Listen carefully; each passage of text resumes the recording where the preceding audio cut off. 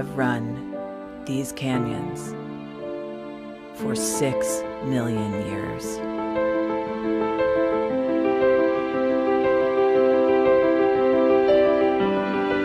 I have traveled from the Rocky Mountains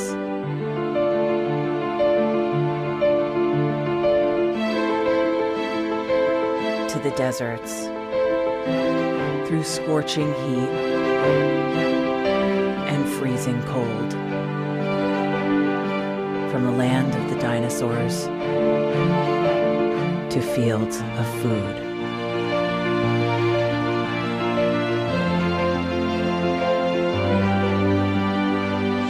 I lend my hand to 7 states, 2 countries, 9 national parks, and 36 million people across an arid West. I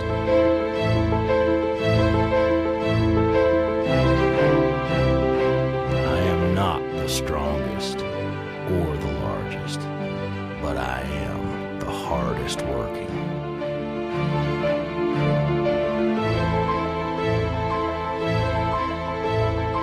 People love me. My playfulness, My beauty. my power,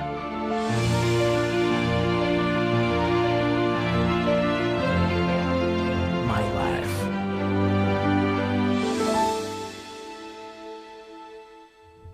But I don't think I can offer any more. I am tired. I am tired, tapped, and tied.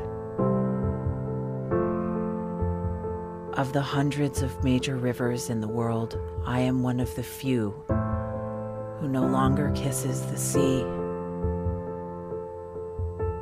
Battles to harness my soul have been won and lost. Use me wisely, and I will sustain you.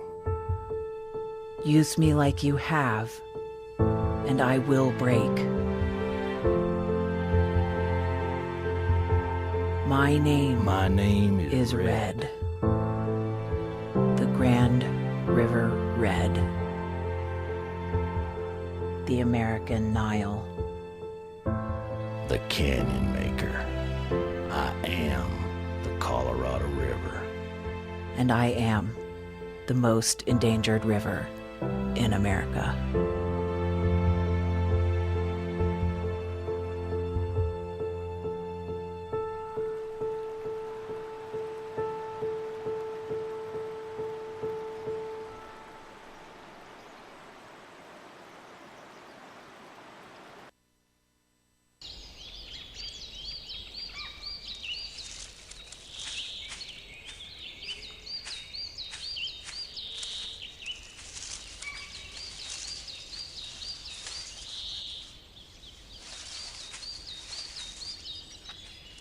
At Earth Justice, we defend the environment in the courtroom.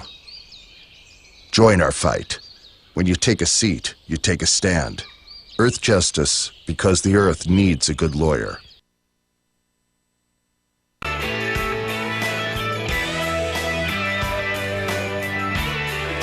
Hey, what do you say, friends and neighbors? Good to see you on this Wednesday, October 8th. Welcome to the Bill Press Show, coming to you live right here on Free Speech TV, all across this great land of ours, and worldwide on TawkrTV, youtube.com/TawkrTV. We are here in our nation's capital. We'll bring you up to date on all the news of the day, and most importantly, give you a chance to sound off and tell us what it all means to you at 866-55-PRESS. That's our toll-free number. And you can send us your comments, of course, online, YouTube at BP Show, and on Facebook at facebook.com/Bill Press Show. President Obama has meetings at the White House today. Then he zips over to the Pentagon for a meeting with the generals about ISIS. He'll be dealing with ISIS and Ebola throughout the day today. Tomorrow, he is back on the road to do some campaigning on the West Coast, in Los Angeles, and then up to San Francisco. 2-day swing on the West Coast. More behind closed doors fundraisers like he did yesterday in New York and in Connecticut. Notice that's how they're using the president these days for fundraisers for the big donors behind closed doors, not appearing with too many candidates because the president's poll ratings are so low that a lot of candidates just don't want him around. On the Ebola front, yes, now there's one case outside of Africa, only one case. It's a nurse in Spain, but the World Health Organization says it is inevitable that there will be more cases of Ebola in Europe, which has more and more people talking about a possible travel ban for people from West Africa. And Bubba is back. Bill Clinton in Arkansas. Well, maybe he can't turn Arkansas purple or blue, but at least he wants to try to turn it purple and no longer make it a red state. All of that coming up. Give us a call at 866-55-PRESS. Good to have you with us this Wednesday morning. This is the Bill Press Show.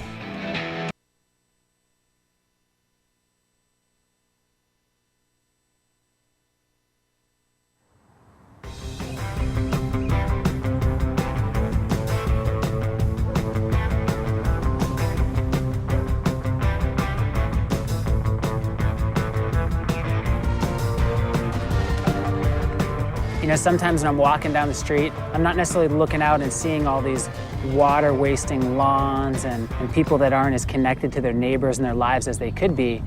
I'm walking down the street looking, going, edible oases, rainwater-fed landscape, and just looking at the possibility of these sort of landscapes up and down the streets of neighborhoods and communities all across this world.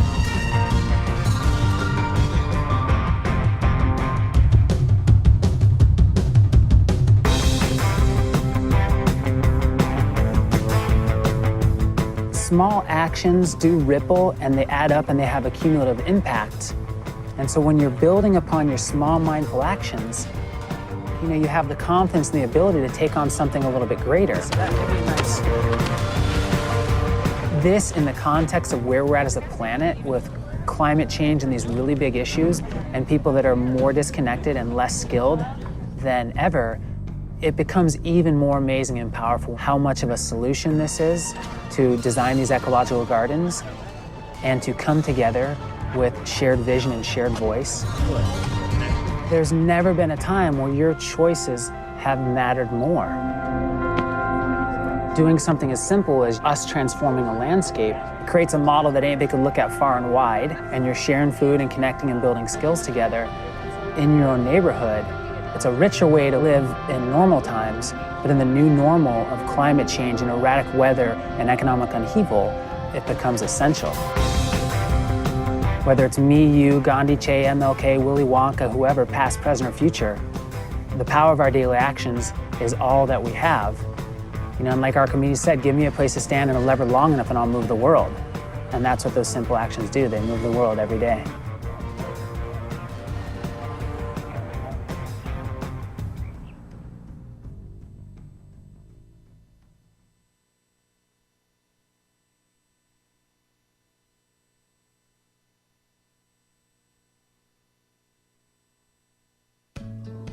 You wouldn't let money just blow out of your house.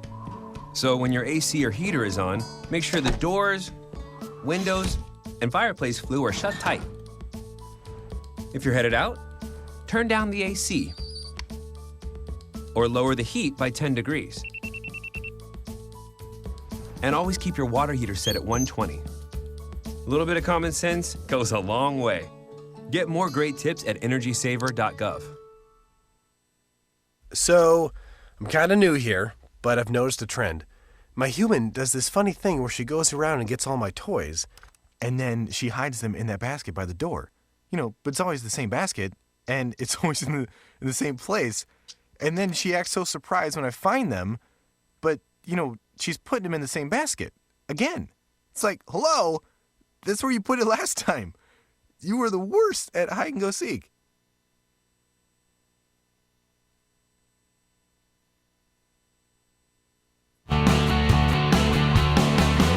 Broadcasting around the nation, on your radio, on your TV, and online. This is the Bill Press Show. Quick, run outside and look up. There's not a solar, a lunar eclipse underway right now. If you don't hurry up, you're going to miss it. Hello, everybody. What do you say on a Wednesday, October 8th? Do we keep you informed or what here on the Bill Press Show? So good to see you this Wednesday. And welcome to the program coming to you from Washington, D.C., our nation's capital. It's a beautiful, beautiful day starting out here in Washington, D.C. Hope it is wherever you happen to be as well. And thank you for making us your morning radio show nationwide. Thank you for making us your morning TV show on Free Speech TV. Those of you who don't have a radio station, progressive radio station near you, of course, can find us on iHeartRadio. Just check out the Bill Press Show. They'll connect you to one of our great local affiliates, carry the program, or you can take the app, TuneIn app. Just download it, TuneIn. It's free, and find us on the Progressive Voices channel. On the video stream as well, worldwide, on TawkrTV, youtube.com/TawkrTV, as we say. There is no excuse at all. You can find us somewhere on any device. Radio, TV, iPhone, iPad, laptop, desktop. There we are. And it's good to be with you this Wednesday because we have lots to talk about. That's why we've got the entire team in this morning. Peter Ogburn and Elisa Murphy. Hello, guys. Bill, happy Wednesday. Happy Wednesday. Alicia Cruz here. She is standing by to take your calls at 866-55-PRESS. Peter standing by to take your comments on Twitter at BP Show and on Facebook at facebook.com/Bill Press Show. And Cyprian Bolden keeping us all looking good on our video cam this morning. And we have all taken turns to watch the lunar eclipse. Mm-hmm. Carol had left a note for me this morning when I got downstairs early. That if it was a clear morning, I should be sure to catch the eclipse. So walking over to the studio, it was just barely starting when I came in. Now it's about 3/4. Last time I looked, just a couple of minutes ago. Yeah. It's spectacular. And it's really clear out. It's very clear. It's so clear. You can see men on the moon this morning. Are those men or are those... Men and women. Well, Martians. Or interstellar species. Well, I don't know. Yeah, you know, you got to get closer to them. I swore I saw Newt. I saw the face of Newt. But it's so crystal clear. Yeah, and it is a wonder that they know exactly when this is going to happen and exactly what time it's going to happen and exactly. I mean, you know, of course they've been studying the planets as long as humans have been around, right? But I find it fascinating, the whole it's crazy, yeah, space thing and the precision of it. You know? Yeah.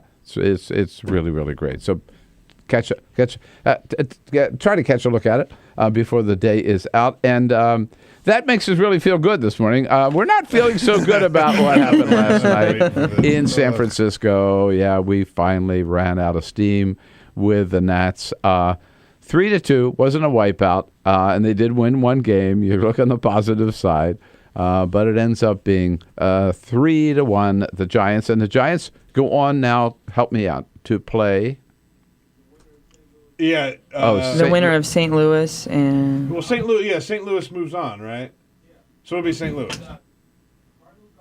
All right, okay, Cyprian, can't hear you. So St. Louis. Cardinals, Dodgers. They beat the Dodgers. So that's it's done, right? All right. Go Cyprian. The winner of the Cardinals-Dodgers series will play the Giants. There you go. All right. I got it. Winner of the Cardinals-Dodgers will play the Giants. So we don't know yet for sure. I thought the Cardinals beat the Dodgers, but I yield to Cyprian.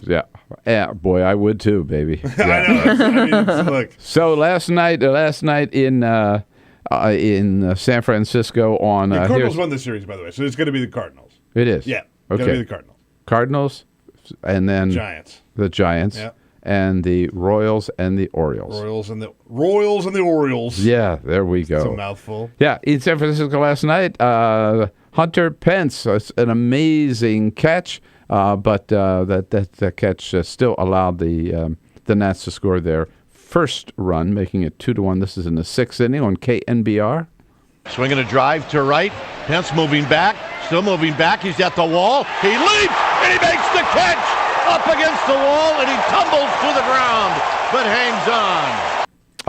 That was still not as spectacular as that diving catch of the Nats here when they were on in game number 2, right? Saving the no. That was it. Saving the no hitter. That was for me. That was it. Right. Yeah. Nats still got a lot of fight in them. The next inning, the 7th inning, Bryce Harper up to the plate. Unfortunately, nobody else on base. Swinging a high fly ball deep to right field. If that one is fair, it's gone. It's down into the corner. And what is it? It is gone. He's done it again. It's a home run. That one went up and over the foul pole and out of AT&T. And Bryce Harper has tied the game at 2. Into the bay, I believe. Into the bay. He crushed this, but he hit it over the foul pole. Yeah. Right? Like there's a question of whether or not it's going to stay fair or foul. Yeah. In this case, right over it. Right out in the bay. Yeah. Carol was saying there were so many boats bobbing in the bay waiting to pick up the balls. That's a big tradition out there. Anyhow, then the Giants came up with another run, and it ended up 3-2.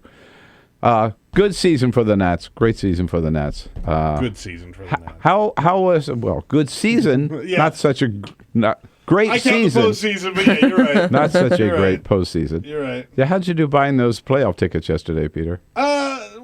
Good news is I get a refund on those tickets. There won't be a National League Championship Series here in Washington, unfortunately. Wishful thinking. Yeah, look, they put them on sale. But again, wishful thinking. What are you going to do?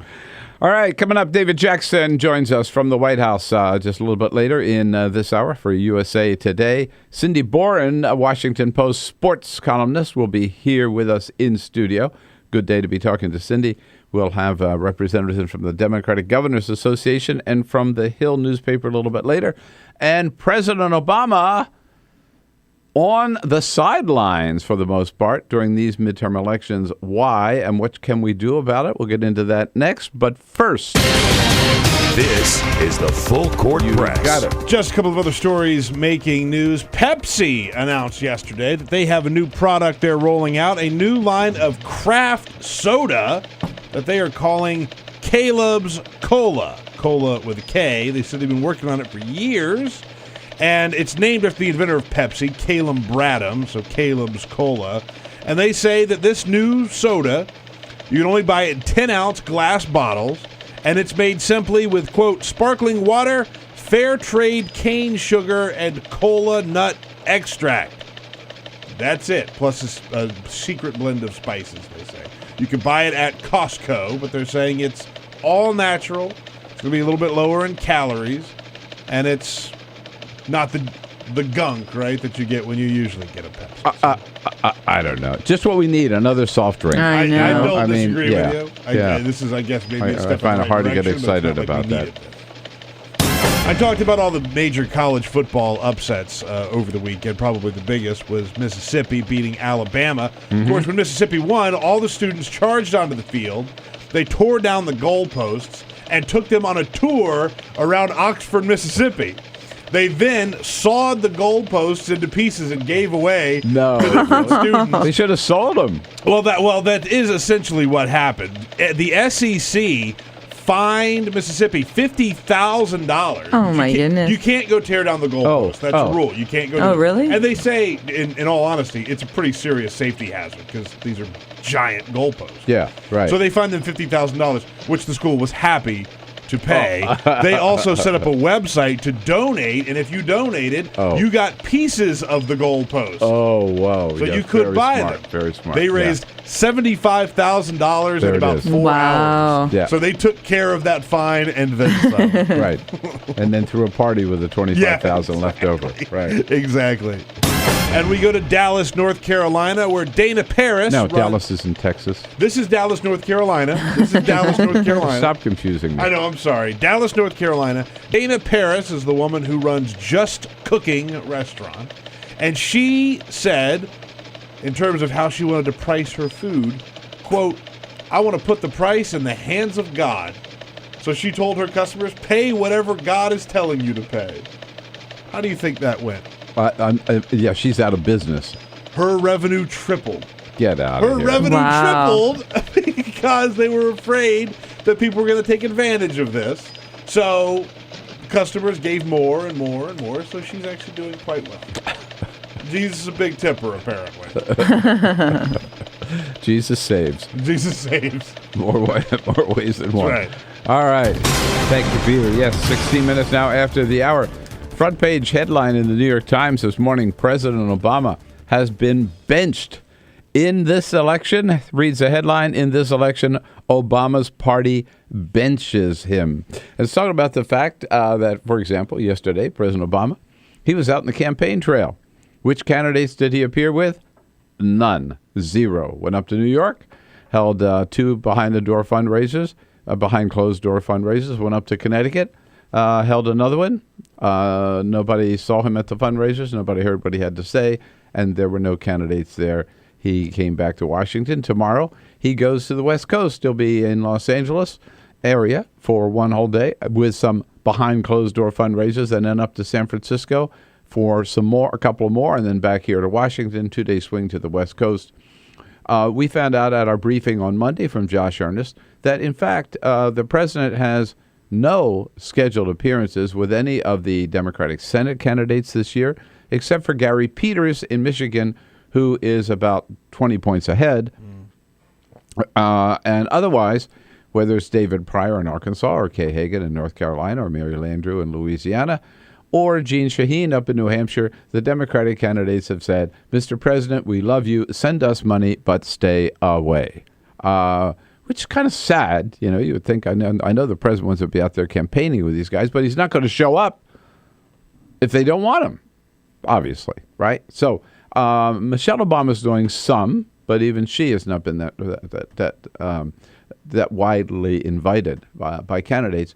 Now, why is that the case? Well, maybe because of what came out yesterday in the Hill newspaper here, reporting on the latest poll of President Obama's favorability.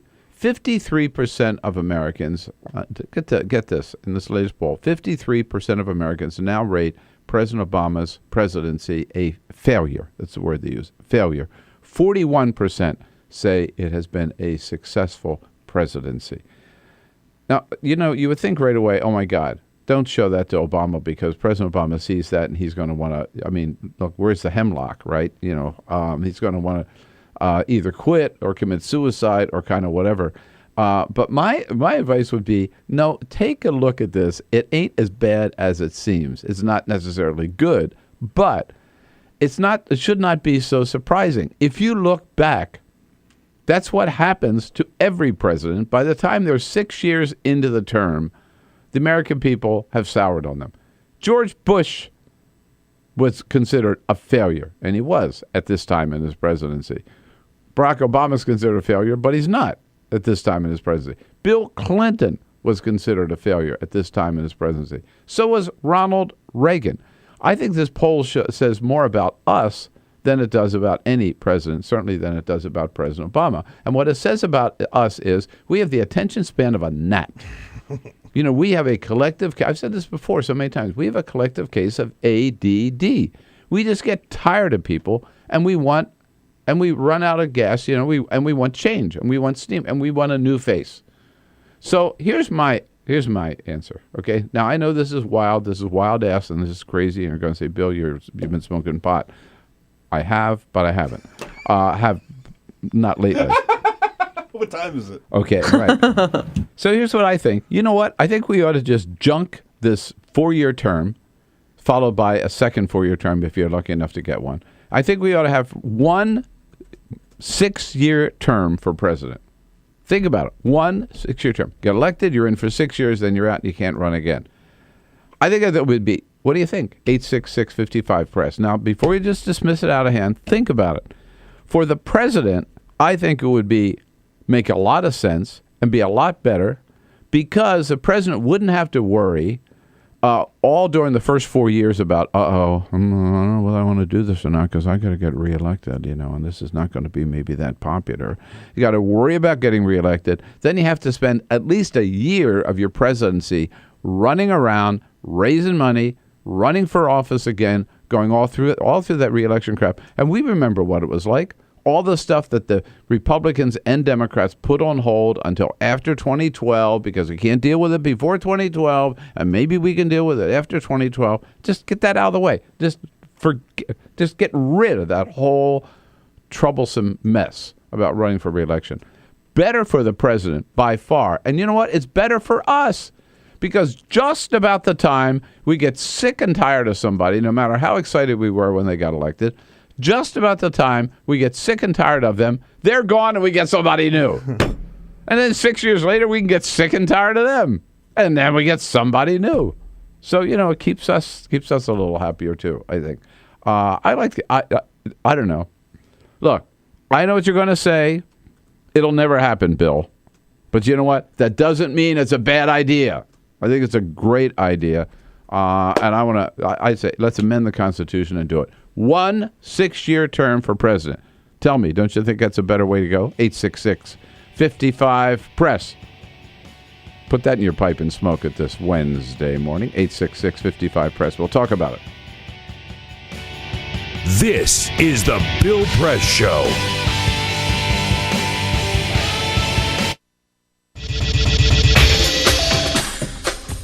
Tune into Free Speech TV for Democracy Now!, a national, independent, award-winning news program bringing you people and perspectives rarely seen on corporate media. Grunt work.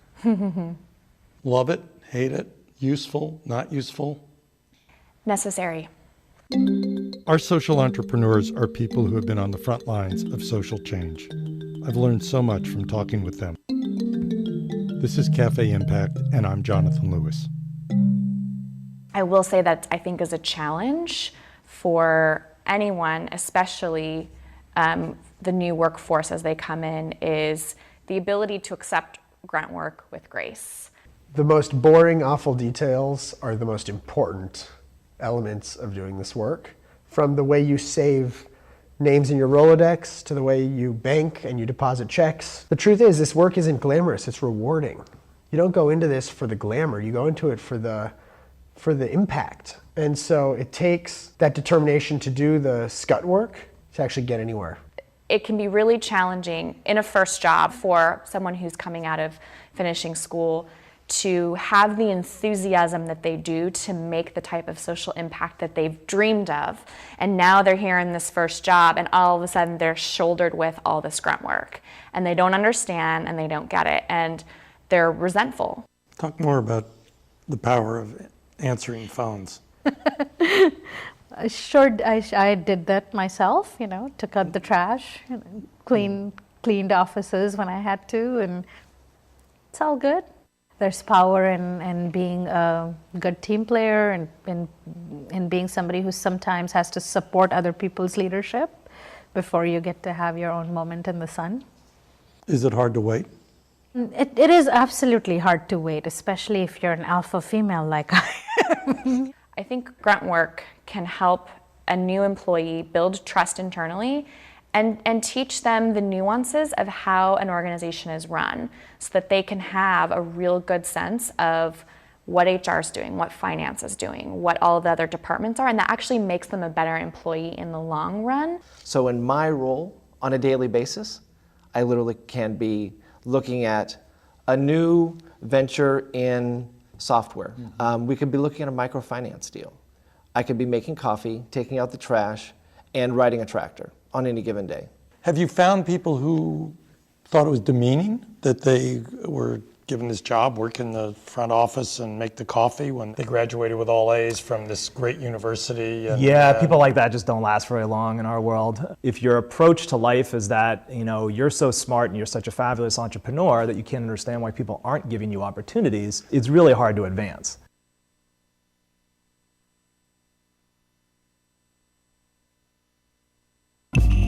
Tune in to Gay USA with hosts Ann Northrup and Andy Hum for in-depth coverage of lesbian, gay, bisexual, and transgender news. Watch Gay USA every week, only on Free Speech TV.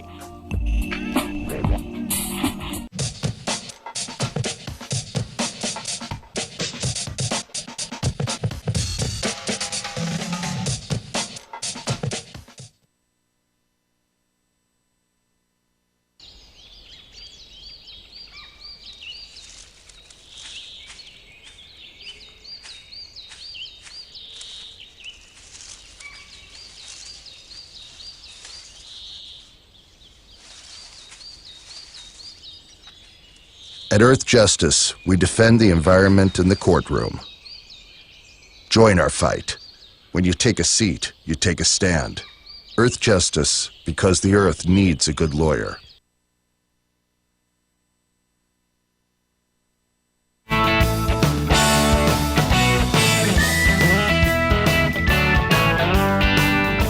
This is the Bill Press Show. 26 minutes after the hour. Yes, indeed. 53% of Americans in the latest opinion poll reported in The Hill yesterday. Poll they had taken. 53% of Americans rate President Obama's presidency a failure at this point, which I think is ridiculous. I could make the argument why it's been successful on many, many fronts. But that's not my point this morning. My point is, what does it say about us? I mean, right? We're so fickle and so hard to please, and our attention span is so short. I think we'd be much better off, get more done, have a more productive presidency and Congress with 1 6-year term for president. Peter? Bill, you got a lot of comments on Twitter. We're tweeting at BP Show, at BP Show. Trump Dog says, scrap a second term. Bill, you are sounding incredibly ridiculous this morning. But then other people say, Christian says we could count on about $1 billion being saved. Yeah. And Jessica says, Bill, why aren't you in charge of S that makes sense? Can't say that word on the air. I got you. If you have a comment, we're on Twitter at BP Show. Paul in Lucerne, California. Hey, Paul. Hey, Bill. I think it'd be a bad idea. I think it'd create more problems than it would solve. What? The deal with politics is get the money out. That's the cancer in politics, the money. Paul, I couldn't agree with you more. Get the money out. But if one of our listeners with that comment just made, one way to get the money out is to not have this re-elect presidency. That's about $1 billion, right? By the time you count everything that's going on. I mean, that means, yeah, come on, Paul, you don't see it. That's the answer. The president wouldn't have to spend so much time raising money. People wouldn't have to give so much money. More calls coming up. Let's get into it. Show. This is my computer. This is your computer. Let's go on the internet. Let's go. Click it. Yes. Okay. I cursor in between the R and the E. Pressing dot. I want you to just push the area. She's gonna love me all over again. That's it. Jamaica, here you go. Here we go.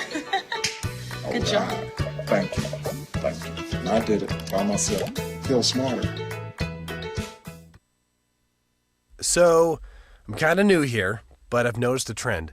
My human does this funny thing where she goes around and gets all my toys, and then she hides them in that basket by the door. But it's always the same basket, and it's always in the same place. And then she acts so surprised when I find them, but, she's putting them in the same basket. Again. It's like, hello? That's where you put it last time. You were the worst at hide and go seek.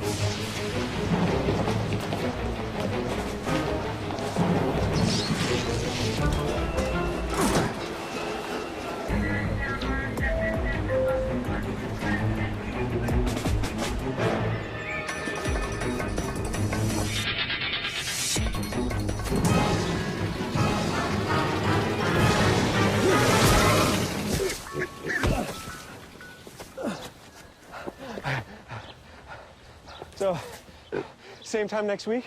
Well, of course. Put away a few bucks, feel like $1 million. For free tips to help you save, go to Feed the Pig.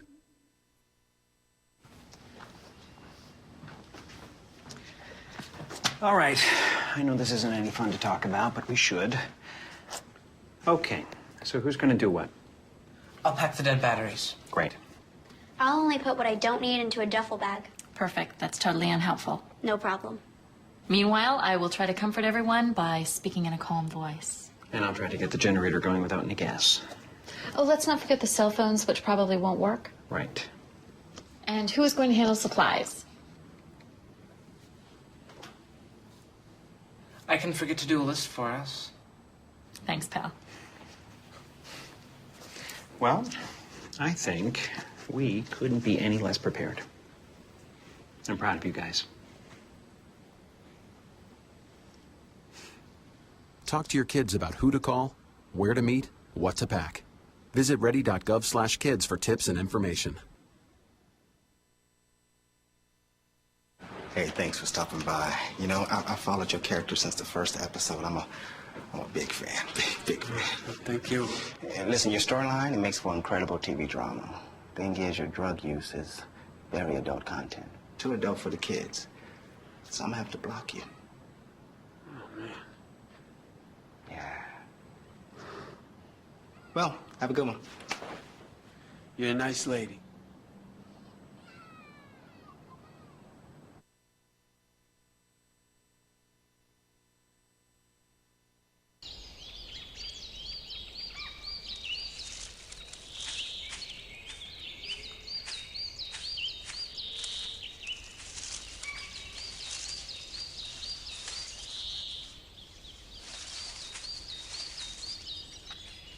At Earth Justice, we defend the environment in the courtroom. Join our fight. When you take a seat, you take a stand. Earth Justice, because the Earth needs a good lawyer. Tune in to Gay USA with hosts Ann Northrup and Andy Hum for in-depth coverage of lesbian, gay, bisexual, and transgender news. Watch Gay USA every week, only on Free Speech TV.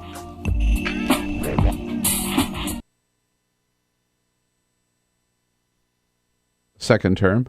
And so why don't we just take it head on and have one term, a 6-year term, and get your comments, 866-55-PRESS. But, you know, in response to a couple of comments so far, the first, Peter, comment you had that, you know, get rid of a second term, what a bad idea. I'm not saying get rid of a second. Think of it that you can think of it that way. What I'm really saying is let's have a longer first term. Right. A longer one term, if you will, so you can get something done without having one eye on re-election. And you know, that's a problem with these politicians. They never stop campaigning for office because they're afraid that if they do something bold, you know, they may not get reelected or it may become an issue against them in the reelection. So get rid of that whole nonsense. Just focus on 1 6 years, get something done. And then by that time, yeah, no matter who it is, it could be Jesus Christ. We'd be tired of him after 6 years and we'd want somebody new. Well, we get somebody new. And as far as the other comment about the real answer is to get the money out. This is one way of getting the money out. The president spends an inordinate amount of time in his first term raising money so he can get reelected. He should not have to spend the time on it. Should not have to worry about it and get that money, get all of that money out of politics would be a good start. More comments? Peter here? Nope, but if you have a comment, find us on Twitter at BP Show. And let's go to Eldwin from Edgefield, South Carolina. Hello, Eldwin. Hey, how you doing, Bill? All right, good to hear from you. Good. I think the president is doing a great job, and if he's doing a good job, Bill, I think that we should let him stay in there 8 years. And are the people forgetting about we were in a recession? No, I certainly am not. And I mean, yeah, he had to dig himself out of the biggest hole of any president since FDR when he got in there. And not only that, they want to give the key back to the people who drove us in the ditch the first place, and they don't have a platform that they are running on, just a hatred for the president. I don't get it. Yeah, you got that's what it's all about. That's all they've got to run on. That's all they are running on. Look at these Senate races today. But again, I want to focus on the presidency. How to make the most of the presidency. I am convinced that a president could get more done if he, or someday soon she, comes into office and they know they're going to be there for 6 years. They're never going to have to worry about running for office again.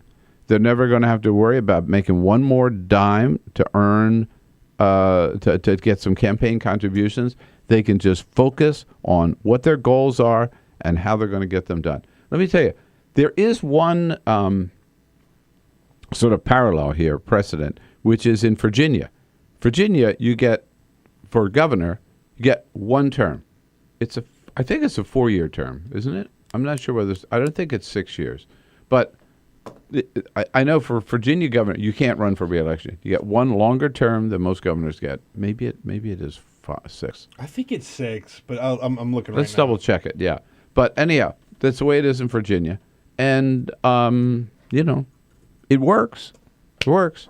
If it's not 6, it ought to be 6. I think you need at least 6 It takes you a little while to get. In Virginia, it's 4. One 4-year term. Okay.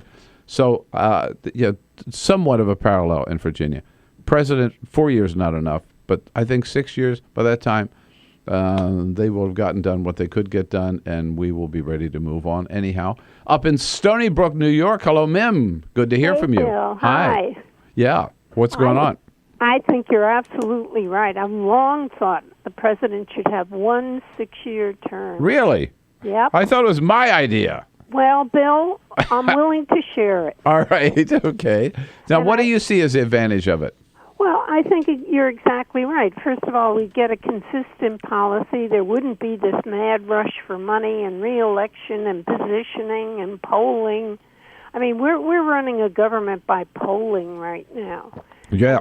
And the other thing is you could wrap this gift of a president up under a Christmas tree and hand them to the Democrats and say the economy is recovering, the Affordable Care Act is booming, and they'd say, no, we don't want anything to do with him.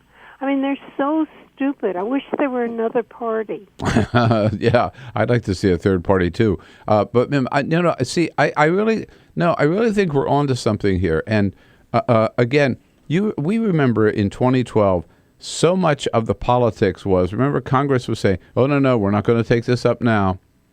Immigration reform, we can't take it up now. We have to wait until after the midterms, right? Everything is after the midterms.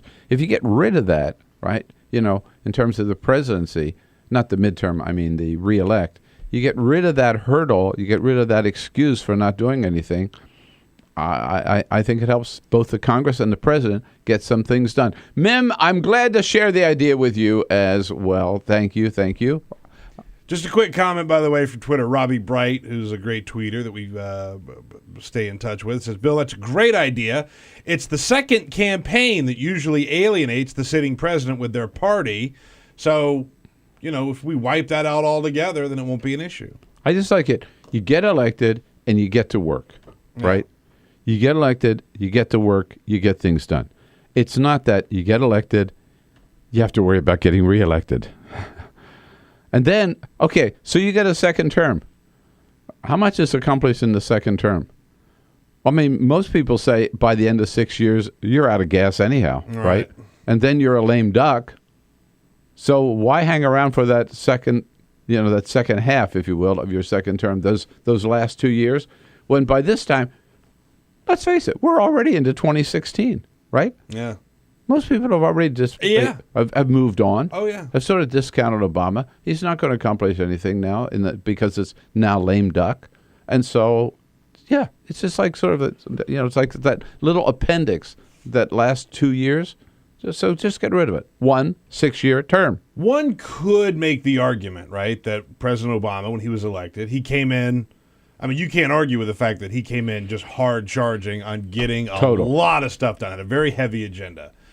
And then you could make the argument that it kind of slowed down a little bit around when? 2010, actually. Right. When John Boehner took over the House. There is that. But then, there was the re-election thing coming up. So Boehner takes over the House, and then 2011 is totally dedicated to getting re-election. Yeah.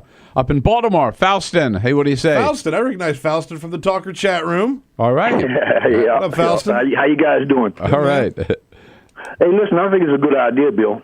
But I also think that they should limit all terms. And I just got a question for you. Wait. You said you think it is a good idea.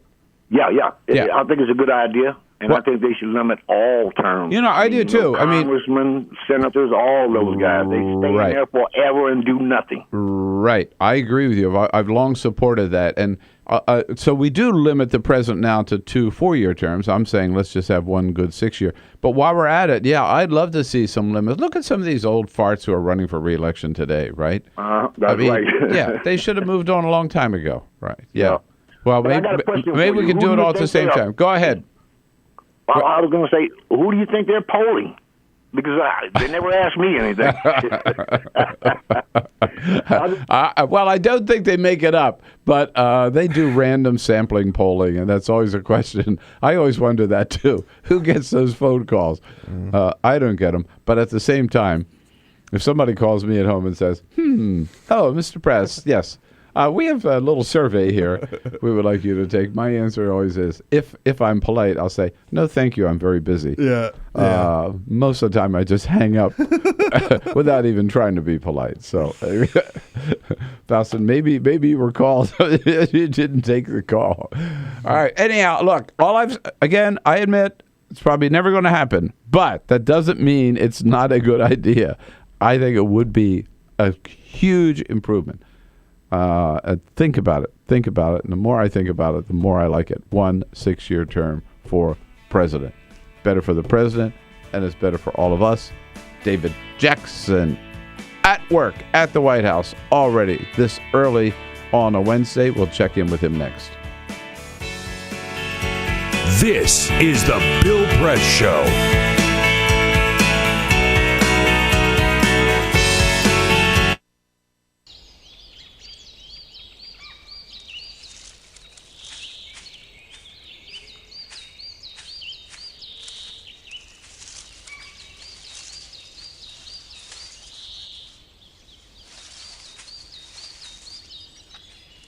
At Earth Justice, we defend the environment in the courtroom. Join our fight. When you take a seat, you take a stand. Earth Justice, because the Earth needs a good lawyer.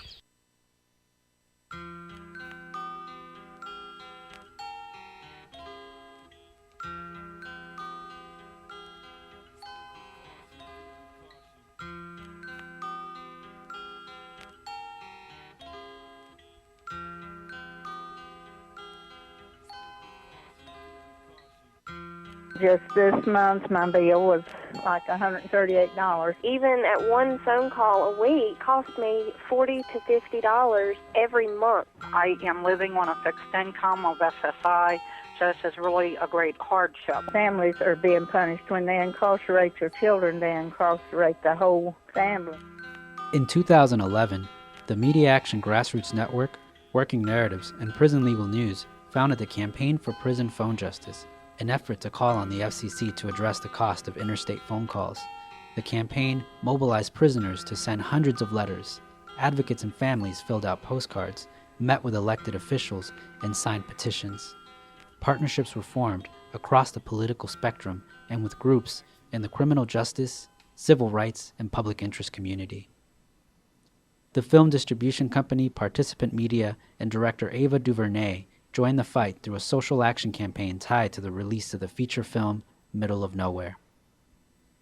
In an effort to push the FCC to act, the campaign hosted a historic rally outside of the Federal Communications Commission where for the first time, families of prisoners, elected officials, civil rights and faith leaders came together to call for an end to predatory phone rates. We're all held captive when predatory phone companies gouge our families. My son has been incarcerated now for over 10 years, and my husband estimates that in the time we spent over $25,000 on prison phone calls.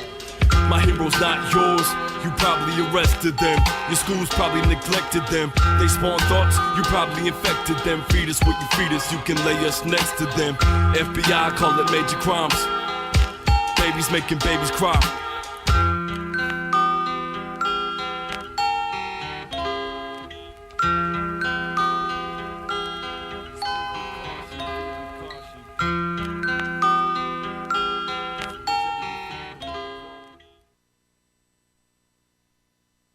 What the frack? What the frack? What the frack? What the frack? President Obama, are you fracking kidding me? Reopen the EPA studies. In Texas, Wyoming, and Pennsylvania. Fracking pollutes our oceans. Fracking poisons our water. Fracking makes climate change worse. Fracking relies on toxic chemicals that cause cancer. Ban fracking now. Ban fracking now. Go on.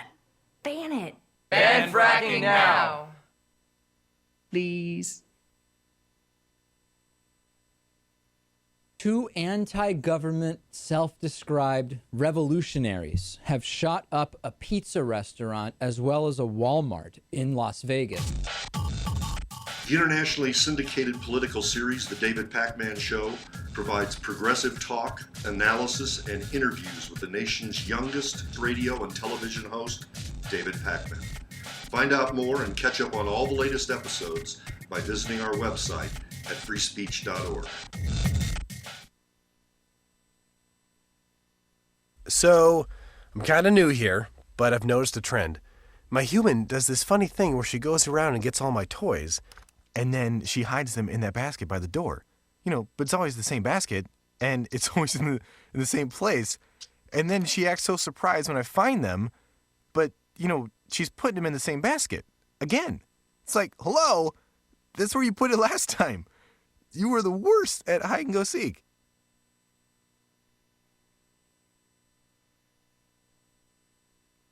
Washington today with meetings at the White House and over at the Pentagon.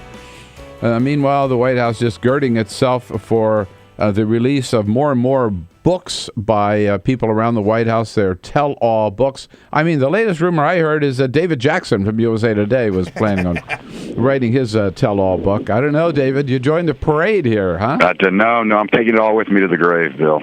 I don't know whether we trust you. But so what's the White House take on Leon Panetta and his criticism of the president? Pretty harsh stuff in there. Yeah, I think they were a little surprised at the tone of it, yes. I think they were somewhat taken back, although this book has been floating around the West Wing for several months, so they knew it was coming. Yeah, they've got, there are people who are assigned basically to track these books, whether they're written by insiders or journalists, and try to find out what's going to be in the book so that they're ready to respond. So it didn't come as a surprise when news started leaking out about what Leon Panetta had said. I think they were surprised by the tone. I think if you get them really talk to him off the record, they think that he's doing some stalking work for Hillary Clinton. I think that's kind of where they think he's coming from on that. Whoa. Well, this is, at least by my count, pardon me, the fourth, right? Hillary, Tim Geithner, Robert Gates, of course, maybe the first, and then now Leon Panetta. Is this unusual for so many former cabinet members to be out before the president leaves? Very, very unusual. The four we mentioned. We think back during the Reagan era, Larry Speaks had a memoir that came out while Reagan was still president. So did former Chief of Staff Donald T. Reagan. So those were two. Here we've got four. It is an unusual avalanche. It's also an unusual that there have been several journalist books about the administration that people have cooperated with that have also come out. So it's interesting that this administration is being written about in books in real time. It's almost like history in real time. It's quite unusual. Right. President Obama, again, at the White House today. Yesterday he was on the campaign trail, and Thursday and Friday he will be, but in an unusual way. In fact, you've probably seen Jonathan Martin, front page story in the New York Times this morning. In this election, Obama's party benches him. And we talked about this a little bit Monday with Josh Earnest, right? They're not many. You could count the candidates like on one or two fingers that he's actually going to appear with. Exactly. We had an event in Chicago last week with Governor Pat Quinn, who's running for re-election. It was closed to the press. Yeah. So he's had a few fundraising type events where the money went to a specific candidate. I can think of the Quinn situation. I think he might have also done one for Dick Durbin, his former colleague in the U.S. Senate. But those have been few and far between. And he hasn't done any rallies, traditional campaign rallies with campaigns. Our old friend Mark Knoller, I think CBS was going to post something either last night or today. Our old friend Mark Knoller points out the last campaign rally that President Obama attended was for Terry McAuliffe the Sunday before his election as Virginia governor a year ago. Really? Yes. Wow. He has not done a single campaign rally this year. Now, they said that he was saving the rallies for October, which is where we're in now, so we're all anxious to see which specific candidates will be willing to appear with the president. The only one that I've heard is Gary Peters in Michigan, who's like 20 points ahead. Yeah, that's what I've heard. And I'd heard the president wants to go down and campaign for Charlie Crist. Now, if he does, that'll be a great story. If he doesn't, that's something people will probably comment on. Charlie Crist give him another hug? Well, exactly. I mean, we'll be seeing pictures of that, and that was the one that I think they really. And I think that the president's also expressed some interest in going up to Wisconsin, which Mrs. Obama. Now, Michelle Obama has done a campaign rally appearance. She was there for Mary Burke. She was up in Maine for Mike Michaud, I know, and right. But with the president, as few and far between. David, have we heard anything about Attorney General? I've heard they might not come before the election because some Democrats may not want the issue before then.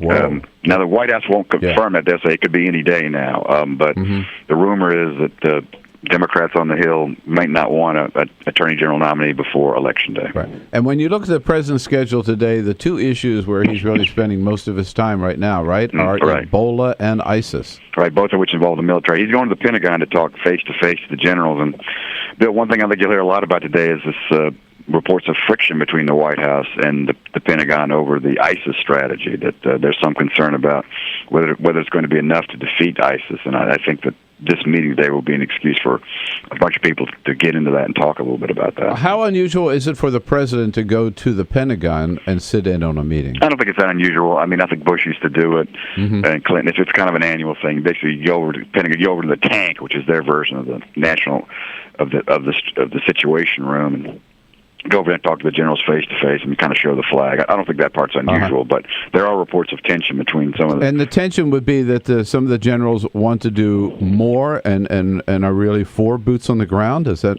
what they're? In some cases, yeah. And what they're saying is we can't do it without boots on the ground, and others are saying maybe we can do it, but they're not crazy about the air campaign. That there doesn't seem to be a real strategy behind it.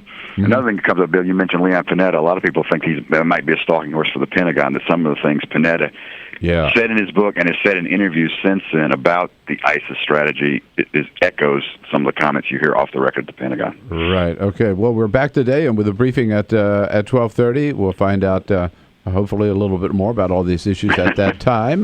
Let's hope so. All right, David Jackson, thanks for starting the day with us. Thank all you. Right. Covers the White House for USA Today, of course, usatoday.com. This is the Bill Press Show.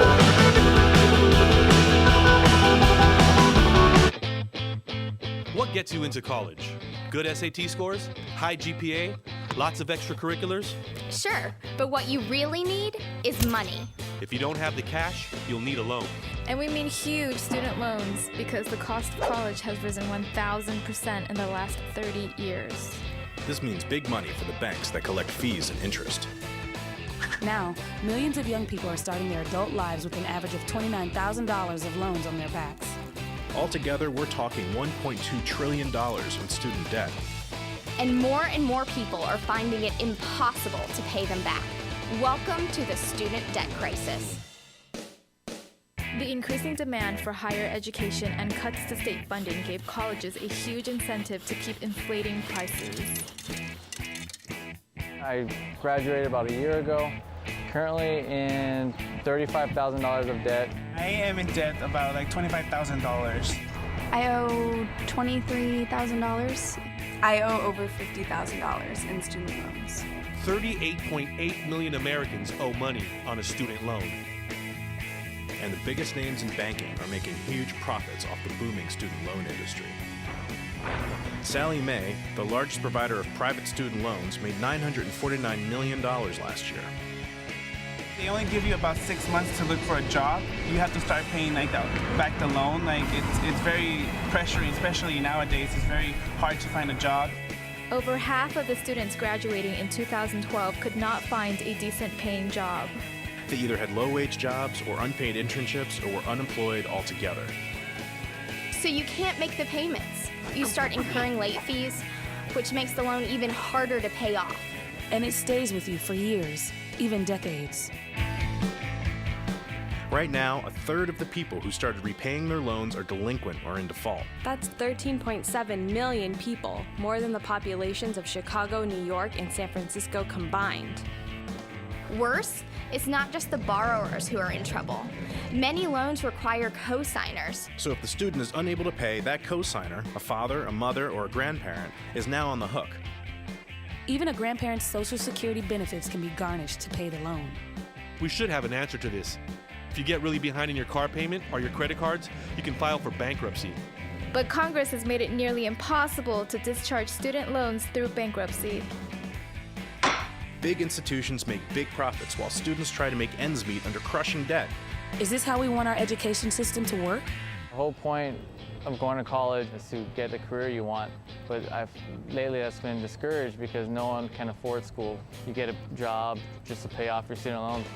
We need higher education, not higher debt. Sign up to end the student debt crisis at higherednotdebt.org.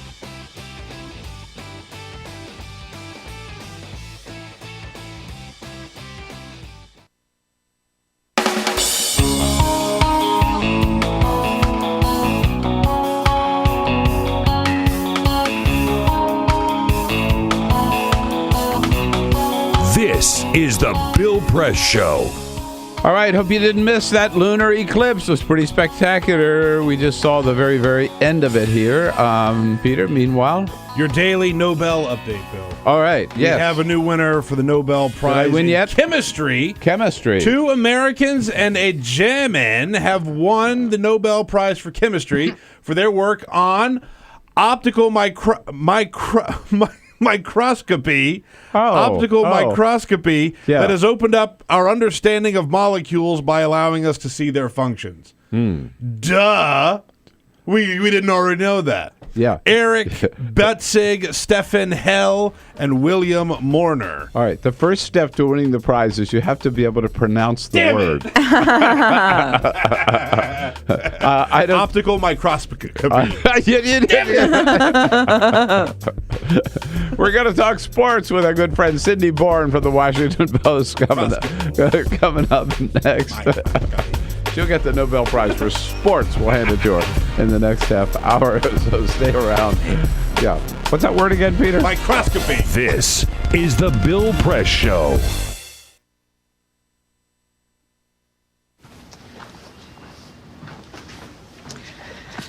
All right. I know this isn't any fun to talk about, but we should. Okay. So who's going to do what? I'll pack the dead batteries. Great. I'll only put what I don't need into a duffel bag. Perfect. That's totally unhelpful. No problem. Meanwhile, I will try to comfort everyone by speaking in a calm voice. And I'll try to get the generator going without any gas. Oh, let's not forget the cell phones, which probably won't work. Right. And who is going to handle supplies? I can forget to do a list for us. Thanks, pal. Well, I think we couldn't be any less prepared. I'm proud of you guys. Talk to your kids about who to call, where to meet, what to pack. Visit ready.gov/kids for tips and information.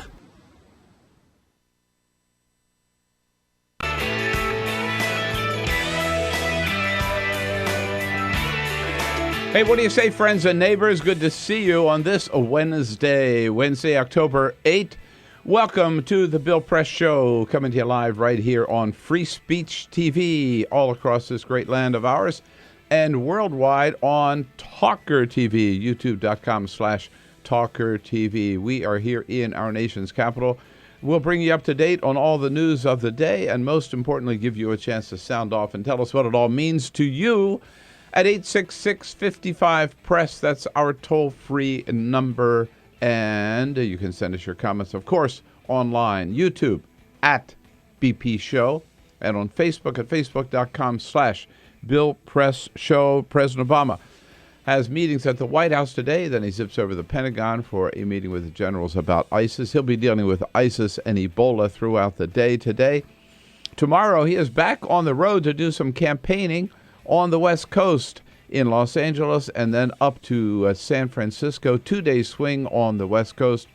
More behind closed doors fundraisers like he did yesterday in New York and in Connecticut.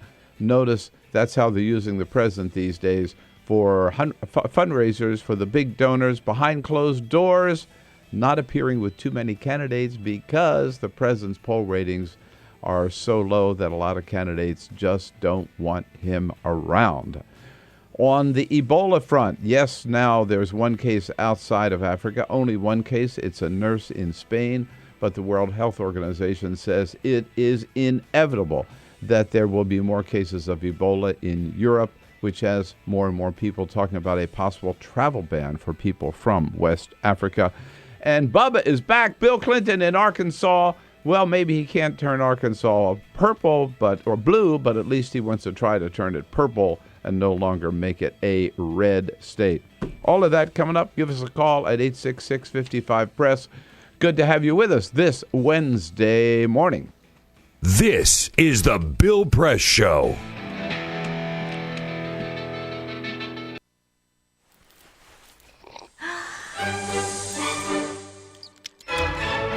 When I started learning about nutrition, about which, by the way, much less is known than you might think, I learned that what mattered most about one's health was not necessarily the nutrients, good or bad, that you were consuming or staying away from, or even the calorie counts. But what predicted a healthy diet more than anything else is the fact that it was being cooked by a human being and not a corporation.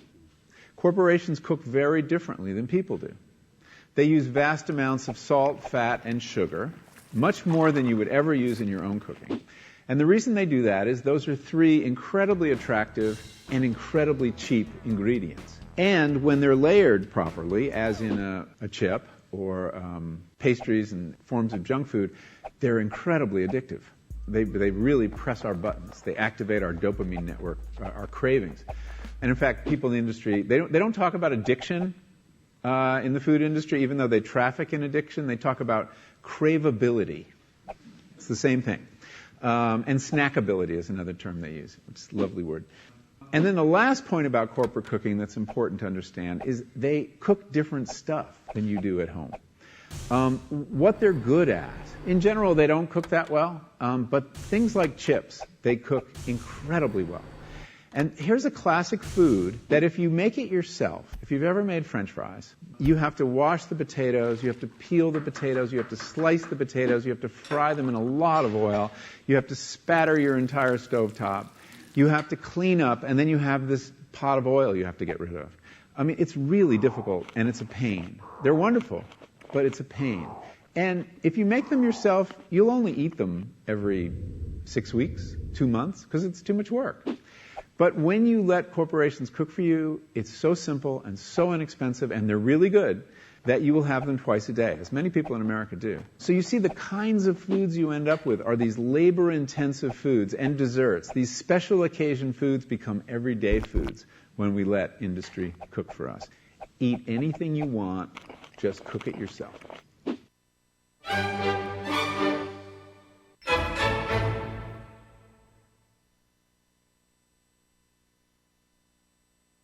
Two anti-government, self-described revolutionaries have shot up a pizza restaurant as well as a Walmart in Las Vegas. The internationally syndicated political series, The David Pakman Show, provides progressive talk, analysis, and interviews with the nation's youngest radio and television host, David Pakman.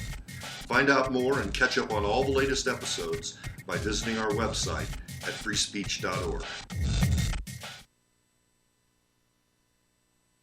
So, I'm kind of new here, but I've noticed a trend. My human does this funny thing where she goes around and gets all my toys, and then she hides them in that basket by the door. You know, but it's always the same basket, and it's always in the same place. And then she acts so surprised when I find them, but, you know, she's putting them in the same basket. Again. It's like, hello? That's where you put it last time. You were the worst at hide and go seek.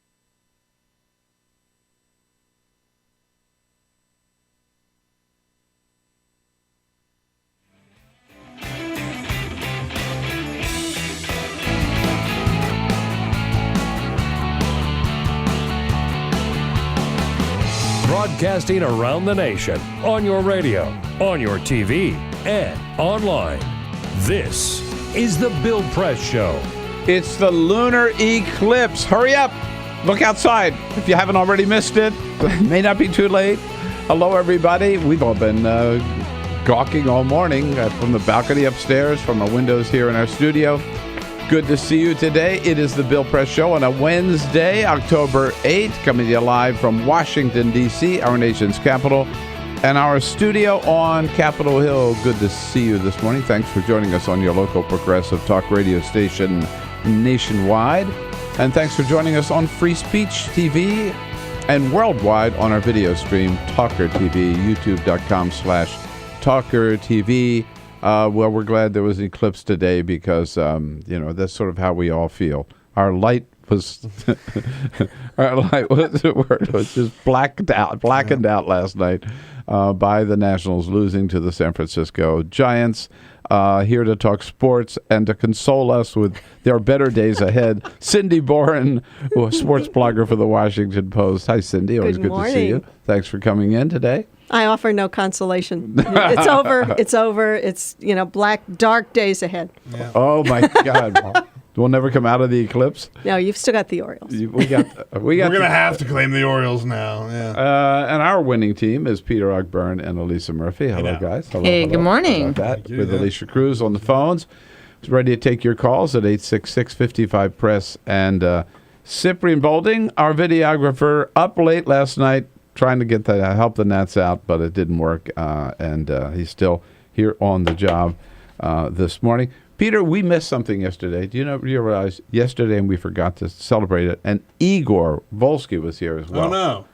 Vladimir Putin's birthday. Oh, no. How did we forget? I don't know. We even had that Russian in here yesterday. And we did. That's what I mean. know. Yeah, we could have celebrated with Igor could have brought some vodka in and whatever, but it escaped our attention. It did not escape Jimmy Kimmel's attention. Today, by the way, is Russian President Vladimir Putin's birthday, as those of you who are friends with him on Facebook know. Putin turned 62 today, and to celebrate, he took a trip to Siberia. You know the place they send other people in Russia as punishment? That's where he had his birthday party. It's interesting. In spite of all of Russia's troubles, Vladimir Putin has an 80% approval rating. How about that? Which I guess is something that happens when your pollsters carry machine guns. I hadn't thought of that. We were just talking about Obama's poll numbers. Might be higher if he had a little. Yeah. I do think that there's something bizarre about what the Russian people think about Putin. A lot of them really like him. They love the fact that he's seized Crimea, right? That he's taken part of Ukraine, that he stands up to the United States. Yeah, I mean, perverse. it's sort of a national pride, Exactly. and it makes you think that you're, more powerful because Russia had fallen down in the power, rankings. Yeah. And it's sort of a national pride The thing. economy going in the toilet, right? But they say, but Vlad is, he's our guy. Plus, he takes off his shirt all the time. Oh, That's man. True. And they must like that. Good looking 62. I hope he got a lot of shirts for his birthday. I do too. Yeah. As Wanda Sykes, isn't that her name? Yeah. As Wanda Sykes said at the White House Correspondents' Dinner about the pictures of President Obama swimming in Hawaii, she said, "Mr. President, we don't need to see your nipples." We could say that about Vladimir. I think that's true of all leaders. Yes. Yeah, I think it is. Exactly. All right. Cindy here at Talk Sports this half hour, and then Alexandra Jaffe from The Hill will join us at the half. But first, Peter with the big news of the day, as you know, we always start. The big news of the day. You remember a couple weeks ago I told you about the trend of bulletproof coffee is what they're calling it.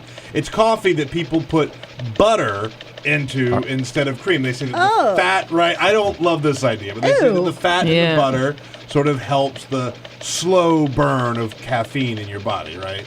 Well, in Seattle, someone has taken this to a whole new extreme because you know what you can mix with butter? Marijuana. So there is now a store in Seattle called Comm where you can go in and buy a cup of bulletproof coffee that is infused with marijuana butter. This is just too much for me. I mean, you choose your poison, but don't mix them all together. So you're mellowed out from the from the marijuana. No, just let them fight it all out. And you're all jumping from the coffee. Yeah, No, you've got a exactly. battle going That's on what in I there. say. Choose which direction you want to go. Yeah, Don't try it. one way or the other. Yeah, Right. I don't disagree with that. Neiman Marcus has their holiday catalog guide out and some things you can buy from Neiman Marcus. Yeah. Some very exciting things. Top of the list is a trip to the Oscars for the low price of $425,000. You could get a trip to the Academy Awards, complete with invitations to the Vanity Fair Oscar party. Oh. Yeah. You can also get the ultimate Mardi Gras experience at 6 couples in New Orleans with tickets to the Black Tie Orpheus Ball for $125,000. No. And from the Neiman Marcus catalog, you can buy a limited edition Maserati sports car with 3-liter V6 twin-turbo engines for $95,000. Now we're talking. Yeah, right? Yeah. A little more value, a little more Yeah. budget option there. Does that come in like a wagon model so I can for groceries and stuff? The Maserati wagon. It's not very practical. I have, I've given copies of the Neiman Marcus catalog to all of the members of the team here. I marked Just a few for the items. holidays. Good luck. And while we're talking about throwing your money away, we go to London to a restaurant called Glamburger.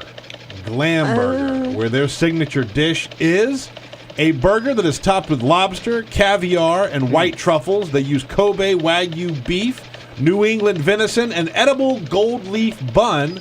If you would like to eat that, that would cost you $1,768 for one burger. You should wash it down with that coffee. That's right, yeah, exactly. You can also buy that burger from the Neiman Marcus catalog. That's right. They really should. They really should. Okay, yes. Oof. Well, Cindy, we love having you in, and you always inspire me. You inspire me to poetry this morning. Uh-oh. Are you ready? I You'll guess. recognize this. Oh, somewhere in this favored land, the sun is shining bright. Oh, yeah. The band is playing somewhere, and somewhere hearts are light, and somewhere men are laughing, and somewhere children shout, but there is no joy in Mudville. The mighty Casey has struck out. What happened to the Nats? Well, let's see. They didn't hit. They, they didn't get any hits. They played rather poorly fundamentally, especially last night in the loss to the Giants. And there were some curious managerial decisions along the way as well. I don't think Matt Williams used his bullpen terribly well. Like taking Ryan Zimmerman out after he... Jordan Zimmerman, yeah. Jordan Zimmerman after one walk. Yeah. And, Do you think Zimmerman had told him ahead of time, I'm pretty tired, and if you see me fading a little bit, take me out? No. No, I don't think so. Yeah. Because that call, I questioned it at the time, and a lot of people were writing about it. And in retrospect, he did too. He said, I wish I'd left him in. Well, thanks. Yeah, right. But, this is a problem for Nats managers, the whole bullpen and pitcher. This happened in 2012. Yes. But I was a little annoyed when I picked up the Sunday New York Times, and the front page sports section article was about the Nats and saying, tomorrow's game is really important because if they lose, they're going to get their reputation for being pretenders, people who are great. This has happened before. They play great during the season, and then they fold in October. Well, they had the best record. record. Fair? Yeah, I think it is actually. I know it's had. It's harsh, happened twice. Yeah. So maybe that's a little bit excessive, but they won more games than anyone else in the National League. I think they did 2 years ago as well, and then they can't get past this. And this is the time of year when fundamentals come into play, when you can have a stellar pitching staff, but if you're not really making the smart plays, throwing to the right bases, looking for the right outs. I mean, I think one of the guys threw to a base at which no one was even running last night. Yeah. This is when it catches up to you. And the other thing about the Nationals is, they're very good. They're a very even keel team throughout the season. And I think we're seeing with baseball now more and more that the teams that get hot in August and September, and the Nats were. I mean, they were winning a lot of games. But it was again, an even keel. And if you look at, for instance, the Cardinals, who were sort of, flailing a little bit earlier in the season by their standards, and about the 1st of August, they turned it on and started winning again. And, they won the division, and now they're going to the American League Championship. And I also think there's in with regards to the idea of whether or not they're like the Capitals, sort of Oh, flame yeah, outs. here we go. Flame outs that can't finish it in the right. postseason. It's not like they barely squeaked in. Right. And they weren't really expected to make they it. They ran away with that division. They were dominant in 2012. Mm-hmm. They were dominant this year. Mm-hmm. Where there's smoke, there's fire. 2 times they can't even get out of the first round. Well, I was... I haven't... And I was thinking, at least some of these guys had the maturity. They've been here before. They saw the meltdown in 2012. They know how to not make that happen. Well, a lot again. of those guys, yeah. Mm-hmm. And now... But, I think I haven't done the research on it, and I keep meaning to, but I think a lot of times the teams with the best records don't always do well in the postseason just because of getting hot. I mean, the Giants know how to play this time of year. Every other year, here they are in the championship series, and so do the Cardinals. Cardinals the same way. So let's. I was going to say now let's think positive and look ahead, right? We got the Orioles and the Royals, which should be a great playoff, right? Oh yeah. Yeah. I'm really excited. It's fantastic. Right. And then the Giants and the Cardinals. So there's some good baseball coming up. I mean, the Orioles, are sort of a little bit of the anti-Nats because, Buck Showalter just is an absolute control freak, huh? He's a control freak, and he absolutely stresses fundamentals. You will not see Buck Showalter's players throwing to the wrong teams. He will overmanage, and that has been an issue at times with him. But this team's fun to watch. I watched the Orioles a lot this summer, and the Royals. They don't hit home runs. All they do is, they're sort of the throwback to the old teams that manufacture runs, where a guy gets on base, you force a walk, you get on base, then you steal second, then you steal third, and then, you get batted in with a sacrifice fly. Mm-hmm. And, that's the fun old, that's real basic baseball. And you don't see a lot of teams doing that. The Nats, they often kind of wait for the home run. And, the Royals go out and run the bases like fiends. So they start. We start when the first playoff. Friday is the Royals and the A's. Yeah. Friday, yeah. And do we have a date yet for the Giants and the Cardinals? It's probably Saturday. I'm not sure. So I don't have any baseball today. No and this is best of 5? No, now we move on to best of 7. Best of 7. That and the World Series too. Right. Best of 7. Right. Wow, a lot more baseball coming up, and yet. There are other sports, right? NBA. There are. The NBA's starting up. Peter's Spurs, or yeah. One lone man clapping. Yeah. The only Spurs fan in Washington, D.C. I like the Spurs. There you go. I like Popovich. I love Popovich. That's LeBron's back in Cleveland. We'll see how that works out for him. Derrick Rose is back. Is Derrick Rose going to last? It's going to be really exciting, I think, for NBA because you've got the old men on the Spurs, whether or not they can repeat. Cleveland, everybody's going to be watching Cleveland.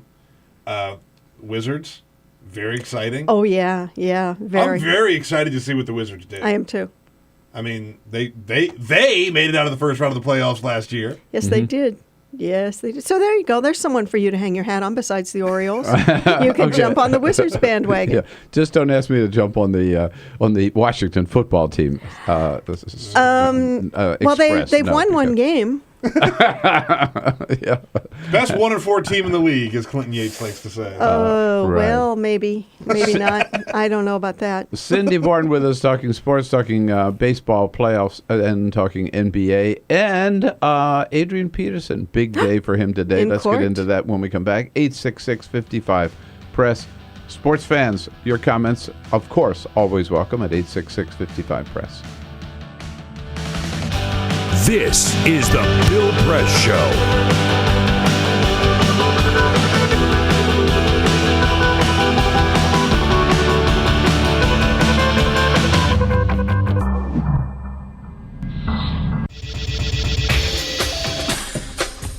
Tune into Free Speech TV for Democracy Now!, a national, independent, award-winning news program bringing you people and perspectives rarely seen on corporate media.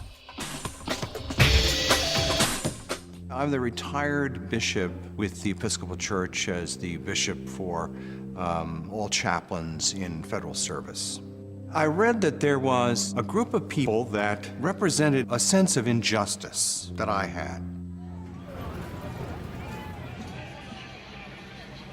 We'd lost Zuccotti. There was a kind of a hope that maybe Trinity Church would be gracious and give refuge. We picked this day where we would gather and demonstrate that Trinity was closing its ears to what was happening. We marched around the block, and I realized that, my goodness, they're carrying a ladder. And I thought, well, this is the moment.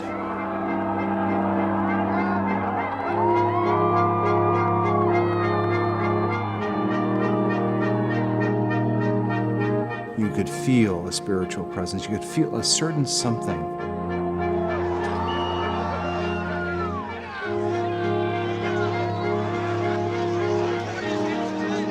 And then the cops came in. It got brutal. I'm with you right here. Robin, I'm here. The church needed, in this moment in history, to stand alongside of these protesters. The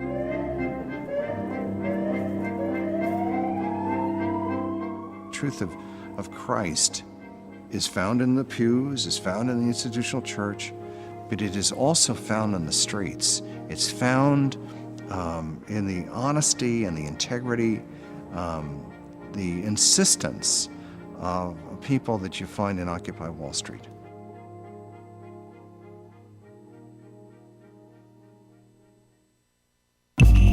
Tune in to Gay USA with hosts Ann Northrup and Andy Hum for in-depth coverage of lesbian, gay, bisexual, and transgender news. Watch Gay USA every week, only on Free Speech TV. Two anti-government, self-described revolutionaries have shot up a pizza restaurant as well as a Walmart in Las Vegas. The internationally syndicated political series, The David Pakman Show, provides progressive talk, analysis, and interviews with the nation's youngest radio and television host, David Pakman. Find out more and catch up on all the latest episodes by visiting our website at freespeech.org.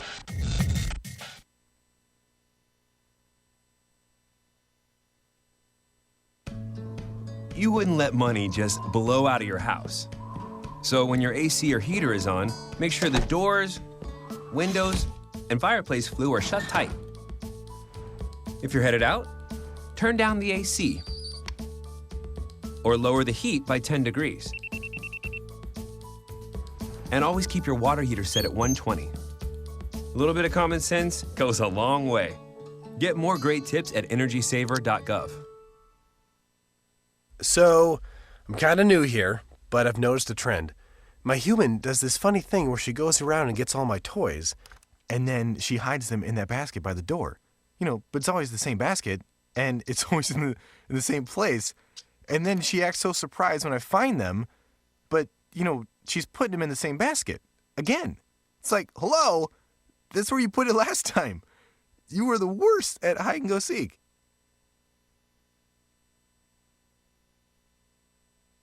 4 minutes after the hour with Cindy Boren, sports blogger for Washington Post at WashingtonPost.com. Of course, Cindy, before we get on to NFL, we were just talking about the NBA, but you've written a story about the NBA did something, at least the Utah Jazz did. Really, it was really cool. Very cool, yeah. Tell us about it. On the week when they fell into the NBA fell into money, just a pit of money with their TV deals. Yeah. The Utah Jazz signed a little 5-year-old leukemia patient to a one-day contract, and he came and he worked out with the team. And the pictures and the videos are just, heartwarming. It's really wonderful. Yeah, it's great to see them do something like that. I'm sure he as a kid, he's probably... They held a little press conference for him, and he signed his contract. Is that right? And then he sat on the bench during a scrimmage and worked out with, his teammates, and they kind of held him up, and he put the ball through the basket. It was, it's one of those really sweet moments in sports when we're busy dealing with other unfortunate stories. Yeah, and then he scored on James Harden because Harden doesn't play any defense. Thank you, ladies and gentlemen. Take care. Tip your waitress. Yeah, when there are other stories like Adrian Peterson out today, in court today. Mm-hmm. And with more stuff going on than we thought, right? He's in court because of the alleged beating of his son. Well, the whipping with a switch to the extent that which he says was just disciplining good parenting. Him. Yeah, his 4-year-old son. He whipped him, and the child. There are photos on the internet of the child scratches on his arms and legs and genitals. The He will enter a not guilty plea. He has said he was merely disciplining the child, and that was how he was disciplined. It opened a whole conversation about that nationally. Then the Minneapolis Star-Tribune did an investigation on just how he could have, how he could be so beloved and be the face of the franchise and be so, so charismatic, and then have this private life. He has, I think, 6 kids with it. It's really not clear how many women, at least 6 kids. And also there were allegations of how he was using the money from his charity, that most athletes have charitable foundations.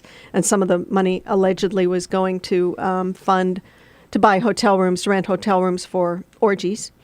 And he has fired back yesterday and said that is not true, that, there has been no misuse of foundation funds. So it's a mess. He's not playing now. And, he'll show up in court today, briefly, I would think. Yeah, I mean, so what do the Vikings do? Let's say he gets over this child abuse case, right? But with all this other stuff going on, they're still going to keep him as the kind of the role model for their team and sell the jerseys and all that stuff? They've stopped, the jerseys are not selling. The reports have indicated that the Vikings are done with him. That really? They want to part company with him after this season. He'll enter his plea today, but the case will continue in court. Yeah. So he's not going to be back anytime soon. So I think the Vikings are moving on this season. And on the whole issue of domestic abuse and the NFL, it looks to me like that wave of bad publicity has passed, and now we're going to move on, and Roger Goodell's going to survive, and nothing's going to be done. So far, the investigation is continuing. NFL owners are meeting today, actually. The investigation, their internal investigation. And you can believe that that's independent, as to the degree of cynicism, whatever degree you have.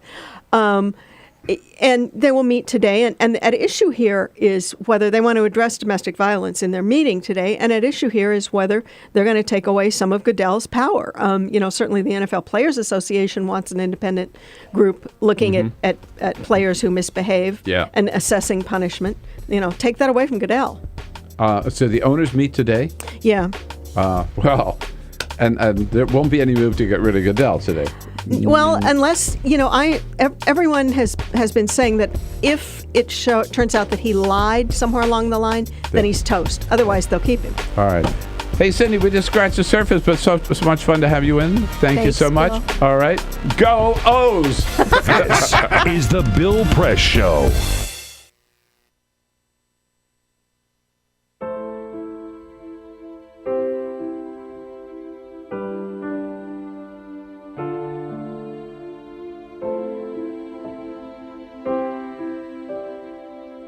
Run these canyons for 6 million years.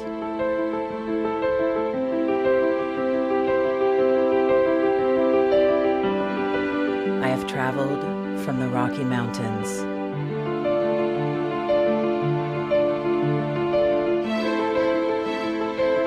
to the deserts, through scorching heat and freezing cold. From the land of the dinosaurs to fields of food.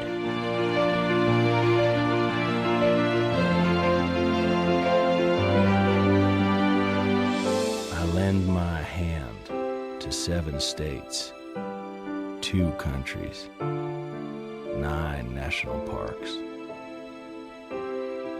and 36 million people across an arid West. I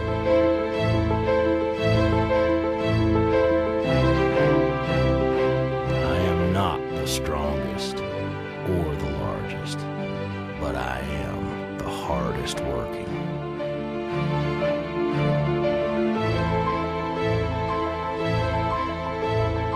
People love me. My playfulness. My beauty. My power.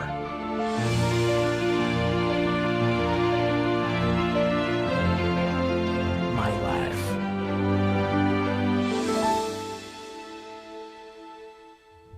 But I don't think I can offer any more. I am tired. I am tired. Tapped. And tied. Of the hundreds of major rivers in the world, I am one of the few who no longer kisses the sea. Battles to harness my soul have been won and lost. Use me wisely, and I will sustain you. Use me like you have, and I will break. My name is Red. The Grand River Red. The American Nile. The Canyon Maker. I am the Colorado River. And I am the most endangered river in America.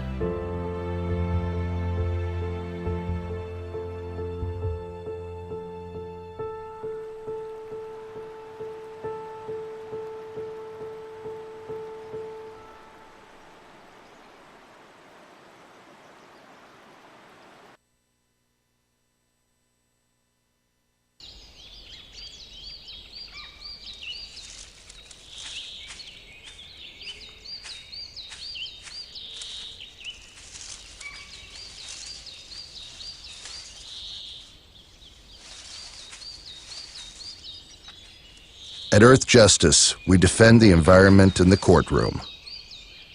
Join our fight. When you take a seat, you take a stand. Earth Justice, because the Earth needs a good lawyer.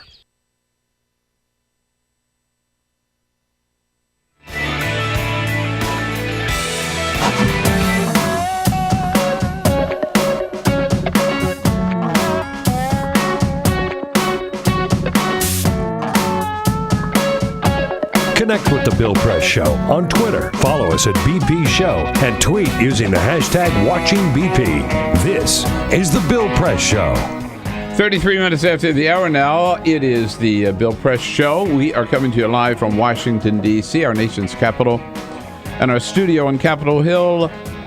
And we're brought to you today by the Laborers International Union of North America, good men and women of the Laborers Union under President Terry O'Sullivan, building a better America. And, in fact, that is their website where you can find out more about their good work. LIUNA, L-I-U-N-A, LIUNAbuildsamerica.org. Here we are smack in the middle of the midterm elections. In fact, with 27 days to go until Election Day, things are heating up. Last night, no fewer than 5 debates in Senate contests around the country. So while the rest of us were all watching the Nats and the Giants, Alexandra Jaffe from the Hill was watching the debates for these Senate races, and she joins us in studio this morning. Alexandra, good to see you as always. Thanks for having me. There was some fireworks last night, and let's start in North Carolina. Yes, absolutely. Okay. This was their second debate. Senator Kay Hagan and her Republican challenger, Tom Tillis, he's the Speaker of the House there. And it really cemented, I think, what we're seeing her open up this very solid lead. She's had a pretty low single-digit lead, and she did a pretty good job. And she, of course, has emerged as one of those Democrats that's surprisingly, resilient in a red state, and yet has led him in just about every poll. It was interesting to me that for a Senate debate like this, they weren't talking so much about North Carolina issues, although they have been. But last night there was a lot of talk about foreign policy, right? And particularly about ISIS. Right. Kay Hagan basically saying you can't count on Tom Tillis. He is spineless on what he would do to take ISIS out. I have been clear. I have been decisive. Man. He is spineless, and he uses the classic Karl Rove tactic of painting her as Barack Obama's best friend. If you want the same failed policies of President Obama, you'd vote for Kay Hagan. If you think it's time to change the direction of this country and make it great again, I hope you'll vote for Tom Tillis. All right. And how do the polls look now on that? She really has been able to sort of open up this lead among every demographic group except for, of course, white men. So right. I think that she's going to pull it out. Although I will say that ISIS answer, I think, did point to maybe one of her vulnerabilities. I think why she went so hard on it is she's a little bit concerned about the ISIS response, because Tillis was one of the first Republicans to come out and sort of hammer hard on it. Mm-hmm. And it's a big military state, and he's been critical of it and sort of focused a lot of his attacks on it. So I think we saw last night her trying to, mitigate any problems from that. And Tillis is among with Karl Rove and others. I mean, this is their number one not target in that they're attacking, but the number one person they're trying to help, right? I mean, this is the one that they thought, this is a done deal, right? Yeah, North Carolina, absolutely. we can easily pick this up. Right, and it raises doubts about the Republican Party's ability to get to those, 7 seats that they need to pick up, 6 seats that they need to pick up to take back the Senate. Right. But they're doing pretty well in some other states that we didn't think they would. Right. The other big debate the biggest of the 5 was Georgia. And that was with Michelle Nunn. Yes, Democrat Michelle Nunn and Republican David Perdue, who Democrats are trying, and it's unclear if it's successful yet. I don't think we've seen enough polling, but trying to paint him as Mitt Romney light, Mitt Romney for Georgia. A friend of mine described him as the sweet tea to Mitt Romney's lemonade, which I thought was appropriate. Yeah, because he of course is this millionaire who made his millions sort of reworking companies and turning them around. And one company he worked on that had a lot of layoffs after he left, but similar to sort of Bain and Romney, has become a focal point of the debate, has featured in ads that she's been attacking him on. And so he also recently, it was made public that he said that he spent most of his career outsourcing jobs. Mm-hmm. And that was a big issue in the debate last night as well. Yeah, that was the biggest focus. Because he was asked about it this week, and he said he was proud of it. Oh, yeah. Wow. Outsourcing jobs. He said something like, that's a part of the new American economy. If you're growing a company, you need to go to other markets to get jobs, which might make sense, but not to voters. Now, Georgia is not one that Democrats were necessarily counting on, but Michelle Nunn has proven to be a pretty strong candidate. And what are her chances? She had been doing well. The polls were showing pretty much a dead heat, and he seems to be breaking ahead a little bit. I mean, we've been seeing pretty much across the board Republicans gaining on Democrats, even leading them in some cases as voters tune in, which we've expected all year. But she is still, keeping it a close race, and of course she's got a lot going for her. Her dad is a very popular former senator there, Sam Nunn. And she's just well liked up against this Romney-esque figure. So, like I said, I think we need to see more polling, but it looks like a good opportunity for Democrats. Interesting. We talked about this a little earlier in the program. Interesting front page story by Jonathan Martin on the New York Times this morning that in this election, Obama's party benches him. You're not going to see President Obama in Georgia for Michelle Nunn, nor in North Carolina for Kay Hagan, correct? Right, but it doesn't matter because he already said all his policies are on the ballot. Oh my gosh. Democrats are still fuming over that. But of course, he's widely unpopular, particularly unpopular in these very competitive states. In these competitive states. They're running pretty fast away from him. And you're not going to see him in Arkansas with David Pryor. Right. But Bubba is Bill Clinton back. Yeah. And spending 4 days in Arkansas on behalf of Democratic candidates down there, particularly David Pryor. And Pryor's glad to have him, right? Yeah, absolutely. I mean, he's still well-liked everywhere, pretty much everywhere. He's been out there on the trail for a number of candidates, but of course he's particularly well-liked back in Arkansas. And they were out, I think it was yesterday, where they took a selfie together on the stage. And what Bill Clinton has been able to do for Democrats is become sort of a party figure to, neutralize this negative feeling that I think a lot of Democrats have about the Democratic Party because President Obama has had so many problems. He's kind of this golden boy from the golden days and can remind Democrats of that and speak to the benefits of a lot of Democratic policies that Obama just can't because he's so unpopular, like minimum wage, like even Obamacare. He's come out there and sort of talked that up in a very successful way. What I thought was interesting with Clinton's message is saying, vote your heart. Right. Vote your heart. Don't listen to all this other stuff. Right. And whatever you do, don't. He went directly at the for example, the argument Tom Tillis is making. You don't like Obama, then vote against this Democrat. And Clinton was saying, don't fall for that, right? Don't make this a protest vote. In fact, he said Obama's only going to, if you don't like Obama, he's only going to be there another 2 years anyway. So you're going to deny having a David Pryor or a Kay Hagan or whoever, represent you in the United States Senate because you sort of want to stick it to Obama for the next 2 years. He said, don't do that. That's silly. Yeah.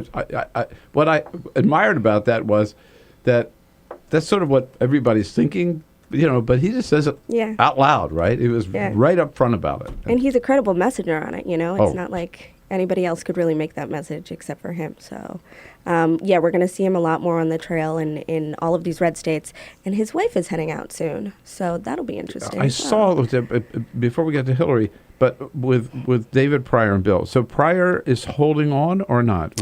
He was, again, one of those where he's run a pretty flawless campaign, a pretty solid campaign, and he was holding his own, and Cotton, again, has sort of broken away and opened up a little bit of a lead in recent polls. It's still within the margin of error, but like I said, I think we're seeing, these red states turn red. So at this point, it's really a turnout game. Democrats have poured, I think, 60 million, maybe more, untold amounts of money into their turnout game. So we'll see if it pays off on Election Day. Whoa. I saw that Hillary Clinton plans a blitz now for a couple of weeks, I guess. So she's going to go on the road. Do we know where she's going? What candidates, or do you have any idea? Yep, she's hitting New Hampshire. She's hitting Colorado. She's helping out a number of female candidates, Allison Lundergan Grimes in Kentucky and Michelle Nunn in Georgia. She's doing a lot of fundraising. She's a big money draw. And so it'll be interesting to contrast her with her husband, because she's got a very different style, but can speak to a lot of the most significant issues this cycle for Democrats, which of course are, those women's issues, fair pay, access to contraception. And so those are the issues Democrats are banking on to, drive out their base voters.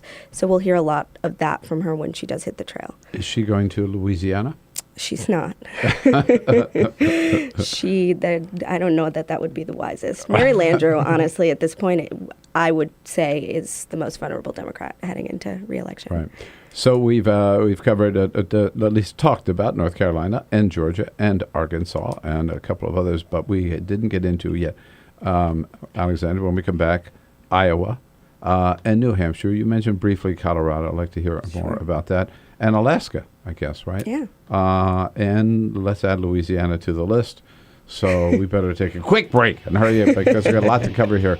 Alexander Jaffe here from The Hill, staff writer. Your questions, your comments about any of these Senate races where you live, 866-55-PRESS. This is The Bill Press Show.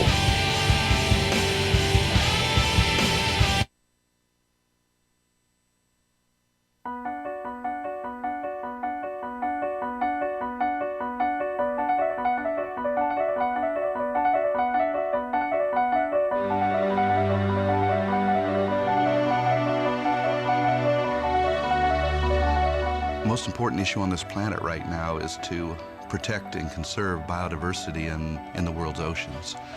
And I don't think people realize just how intimate our connection is with the oceans themselves. Not only do they provide the very foundation of life and control our weather, but life just simply could not exist without a healthy ocean. The real problem, though, is apathy. It's all out of sight. It's all out of mind, and people don't even think about it. But it doesn't matter whether you live in Peoria or on the coast. The fact is, whatever happens in the ocean affects all life forms on the planet Earth. If the oceans die, then civilization collapses. We all die. We cannot live on this planet without the oceans. This is, in fact, not the planet Earth. It's the planet ocean, but because we're a land-dwelling species, we refer to it as Earth. But it is the planet ocean, and the oceans are the heart and the foundation of all life on the planet.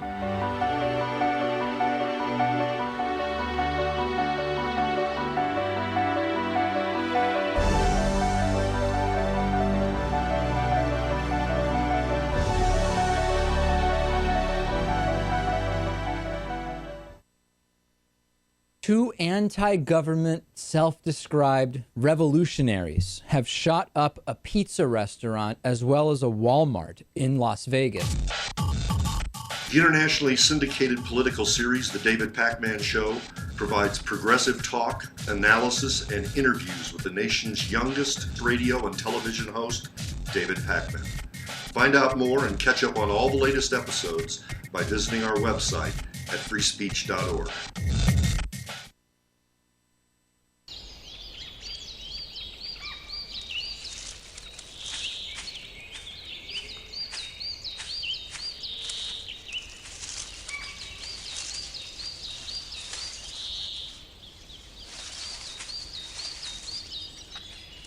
At Earth Justice, we defend the environment in the courtroom. Join our fight. When you take a seat, you take a stand. Earth Justice, because the Earth needs a good lawyer. Tune in to Gay USA with hosts Ann Northrup and Andy Hum for in-depth coverage of lesbian, gay, bisexual, and transgender news. Watch Gay USA every week, only on Free Speech TV.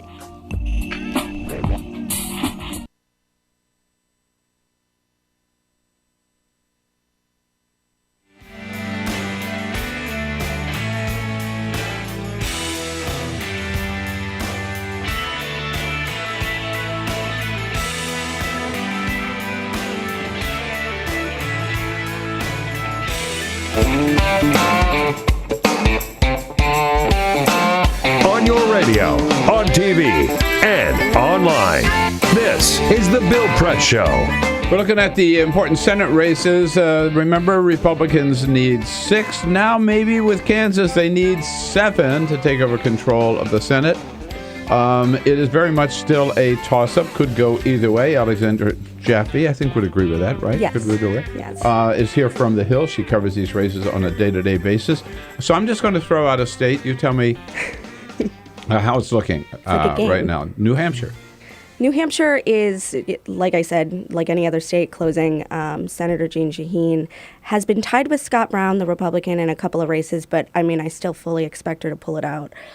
He has seized on national security as a pretty potent issue in the race, but she is pulling the, I think, secret weapon that we saw Elizabeth Warren use to great effect against him, which are women's issues, and sort of his record on that. And he still, I'm amazed, he doesn't have a good answer for some of these attacks. They had their first debate on Monday, and he said, this quote's going to follow him. He said, "I have been in favor of birth control, women's access to birth control, since I was 18. And so Democrats started blasting that out. What about before you were 18, Scott Brown? So he just says things like that. So I think she'll be fine. But again, national security has become a pretty potent issue for him. So we've been hearing a lot about ISIS and that kind of thing. I think it would be delicious to see Scott Brown defeated by a second Democratic woman. Colorado, you know, I'm amazed at how vulnerable Mark Udall has emerged. I didn't think he would be. Right. It's a strange state, though. Colorado is such a strange state. They're conservative on some things like gun control and then liberal on things like abortion. And marijuana. Yeah, exactly. So that again is another state where it depends on really whose turnout game is stronger. Mark Udall he's been accused of being sort of a one-note candidate, a one-issue candidate, because he's hammering, hard Cory Gardner on these women's issues. Gardner supported a personhood bill, which would basically outlaw abortion, and so every form of contraception, the personhood amendment. Yes, right. Exactly, and so that's been a focal point of Democrats' attacks. But I mean, there's some talk in the state among Democrats that he's been talking about it too much, and should maybe shift to some new messaging. Iowa's another one. Actually, Iowa is one of those we're surprised that it's been so tough for Democrats. And it's largely because I think Bruce Braley's not as strong of a candidate as Democrats wanted him to be. He was sort of next in line for it. Of course, he's a congressman from that state, but he's not very charismatic. He's kind of this lawyer type, and he comes across that way. And he has shot himself in the foot a couple of times early on in the race by referring to one of the state's senators as a farmer from Iowa. And so that's being used against him. And then this lawsuit that he had against a neighbor because her chickens were on his lawn, basically, also became a big issue. And so it's funny, he's near tied with the Republican Joni Ernst in the state, but he is underwater in terms of popularity. And so Republicans are hoping that they can flip that one. Alaska. Senator Mark Begich is another one, like Pryor, has been running a pretty flawless campaign. He's really well liked. You see his ads and you're kind of like, I want to vote for that guy. He's very Alaska. And of course, he's comes from sort of an Alaskan dynasty. His father's very well known in this state from having been, governor there. And so he's been using that in his race and in his ads. But that's another state where Republicans are breaking away, opening up a lead. The Republican there, Dan Sullivan, isn't nearly as charismatic, but I think that the red lean of the state is catching up. That's one where local issues are going to be big, though. They've been talking a lot about local fisheries. And since it's such a sparsely populated state, it really matters, getting on the ground, meeting people, that kind of thing. So. And because it's so sparsely populated, almost impossible to poll. Right. Alaska. So, there's just a big unknown factor always. The elections in Alaska. Louisiana, you mentioned Maryland, maybe the most vulnerable.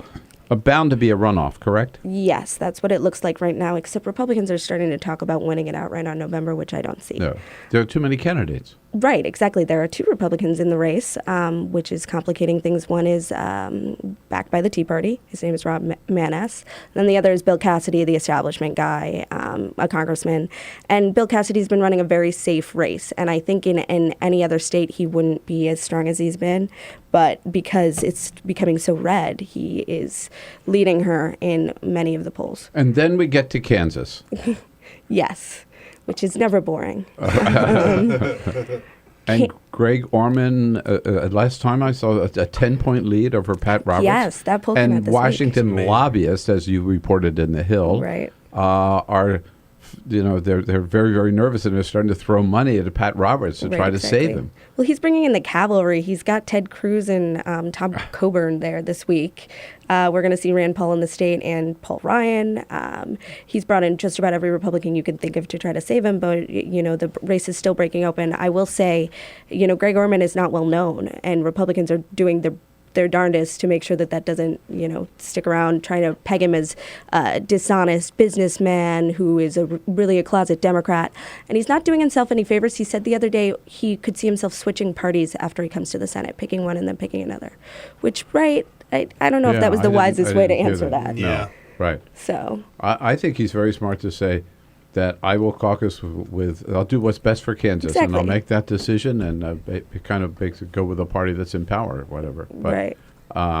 Although I find it very difficult to believe he would ever caucus with the Republicans after what they've done to him in this race, were he to win. But that's really become the wild card there. Hey, that was a good round robin here of all the important Senate races. We did cover a lot of ground. 27 days to go, in case you haven't noticed. Thanks, Alexander. Thanks for coming in. Thanks for having me. This is the Bill Press Show.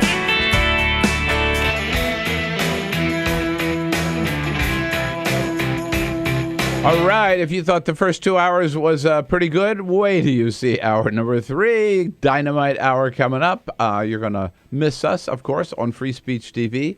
But it's not the end of the world. You can easily bounce over to our video stream, and we encourage you to do so at TawkrTV, TawkrTV, youtube.com/TawkrTV. In the next hour, we'll talk about whether or not a travel ban on countries from West Africa is a good idea. Then we'll take a look at all the big governors' races this year with Danny Kenner from the National Democratic Governors Association. Hour number 3 coming up on TawkrTV.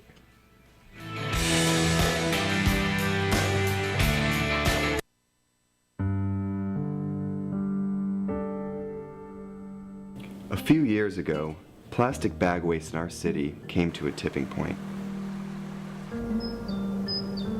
It was clear we had a bag problem. My department was tasked to reduce plastic bag consumption. We needed to come up with ways to change human behavior. So we asked ourselves, would you like it back? What do people really hate? Yep. getting punched in the stomach. Preliminary studies showed that the consequences weren't severe enough to warrant behavioral change. Actually, can I get that double bagged? So we thought, what do people hate more than getting punched in the stomach? Kissing Helga. Hey, big boy. People didn't find her so offensive after all, so we had to get creative. How many bags? Okay, now, pour this ice water down your pants. We tried everything.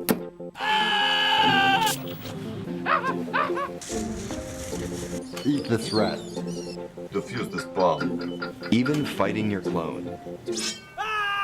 After blowing through millions of dollars of government funds on research, I came up with a brilliant idea. Why don't we just charge 5 cents per bag? That's a stupid idea. Would you like a bag? Yes. 5 cents a bag. 5 cents? 5 cents? Do I still have the option of getting punched?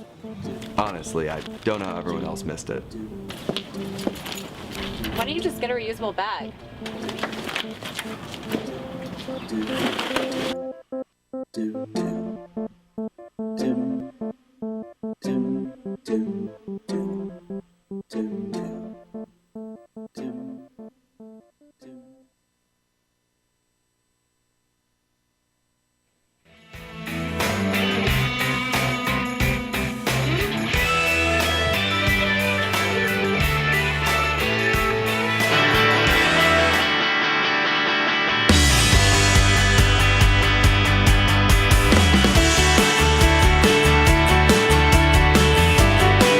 This is the Bill Press Show. President Obama at the White House today and at the Pentagon. He gets a daily briefing today at 10 a.m. this morning. A big conference call on Ebola with local leaders around the country, governors and mayors, asking about the domestic response. Are we ready in case there are any Ebola cases here, homegrown in the United States? That's one big issue the president is dealing with today. The other is ISIS, and for that, he will actually go over to the Pentagon this afternoon. At 3 o'clock this afternoon, he'll be meeting with military senior leadership. Very unusual for the president of the United States to go to the Pentagon. Usually the generals come to the White House, but the president wants to get that face-to-face briefing from his team over there. And then he comes back to the White House and meets with meets with the National Security Council at the White House as well. And we White House reporters will be gathering with Josh Earnest, press secretary, for our daily briefing at 12:30 today. We'll come back and talk governor's races with Danny Canner from the NGA. Bill Press Show.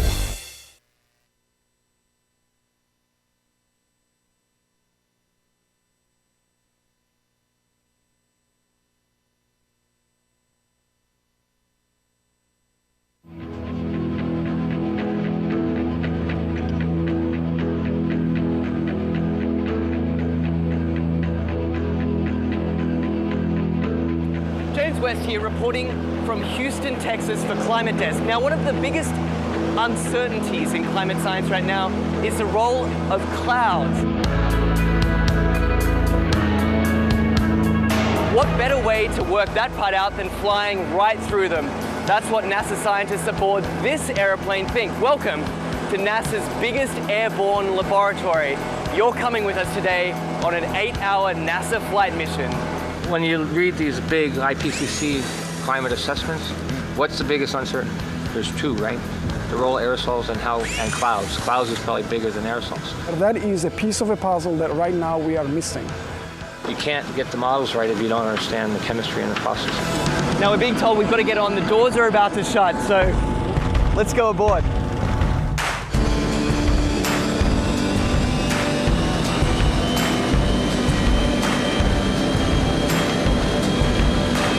Every time you turn on the weather, every time you hear a climate change prediction, that information has to come from somewhere. And it starts by getting sucked out of the air from planes like this.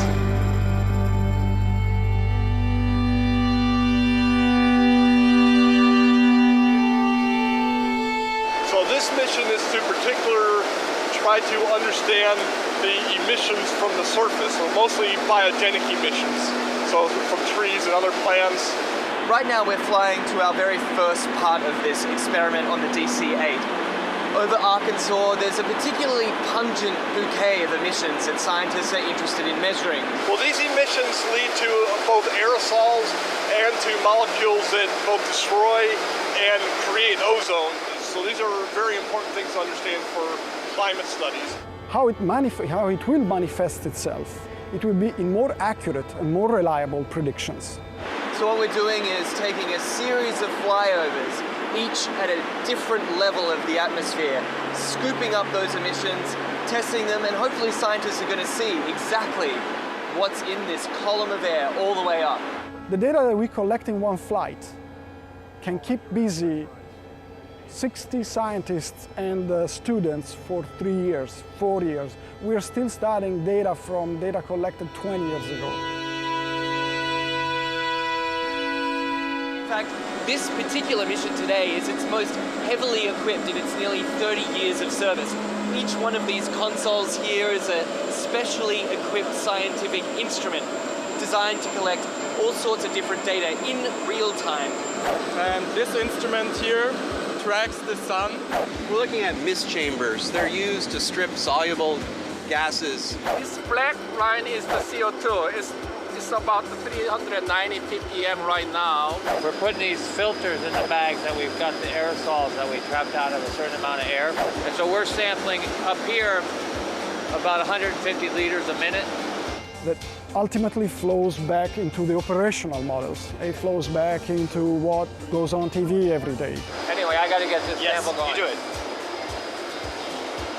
It's a busy man at work. We can't let him rest. Well, get this. We've just spent 2 hours crisscrossing this one cloud formation. In, back out again, back in again. Then they grow, and we track them as long as we can, and then we let it go. Even one cloud can hold a host of answers to the mysteries of climate change. The patterns of, where the clouds are, what type of clouds we see, what kind of weather systems they're associated with it, that'll all be shifting in a shifting climate, in a world with climate change. Then the big spark is this, is when we actually get the meat on the grill. And then it will be some time to process it.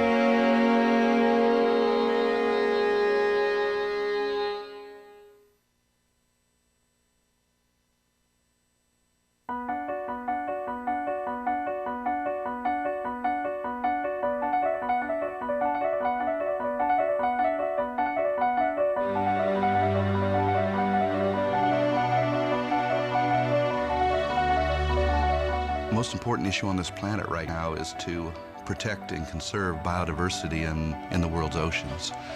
And I don't think people realize just how intimate our connection is with the oceans themselves. Not only do they provide the very foundation of life and control our weather, but life just simply could not exist without a healthy ocean. The real problem, though, is apathy. It's all out of sight, it's all out of mind, and people don't even think about it. But it doesn't matter whether you live in Peoria or on the coast.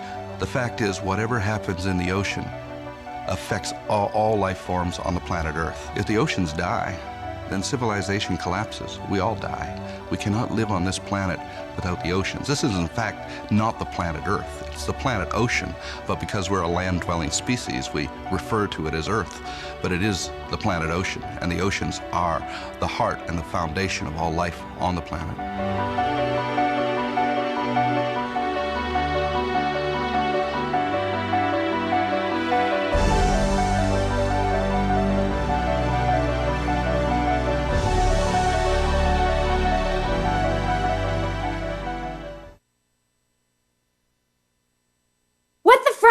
What the frack? What the frack? What the frack? President Obama, are you fracking kidding me? Reopen the EPA studies. In Texas, Wyoming, and Pennsylvania. Fracking pollutes our oceans. Fracking poisons our water. Fracking makes climate change worse. Fracking relies on toxic chemicals that cause cancer. Ban fracking now. Ban fracking now. Go on.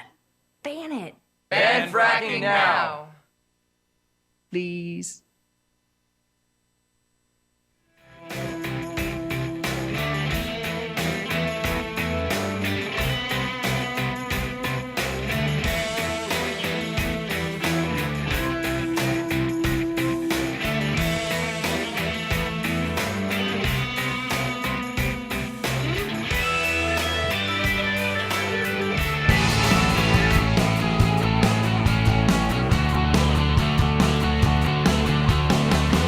Broadcasting around the nation, on your radio, on your TV, and online. This is The Bill Press Show. Leon Panetta leaves the Pentagon and writes a book blistering President Obama. White House not happy. Hello, everybody. Wednesday, October 8th. Great to see you today, and welcome. Here we go, hour number 3 of the Bill Press Show this Wednesday with a lot to wrap up here.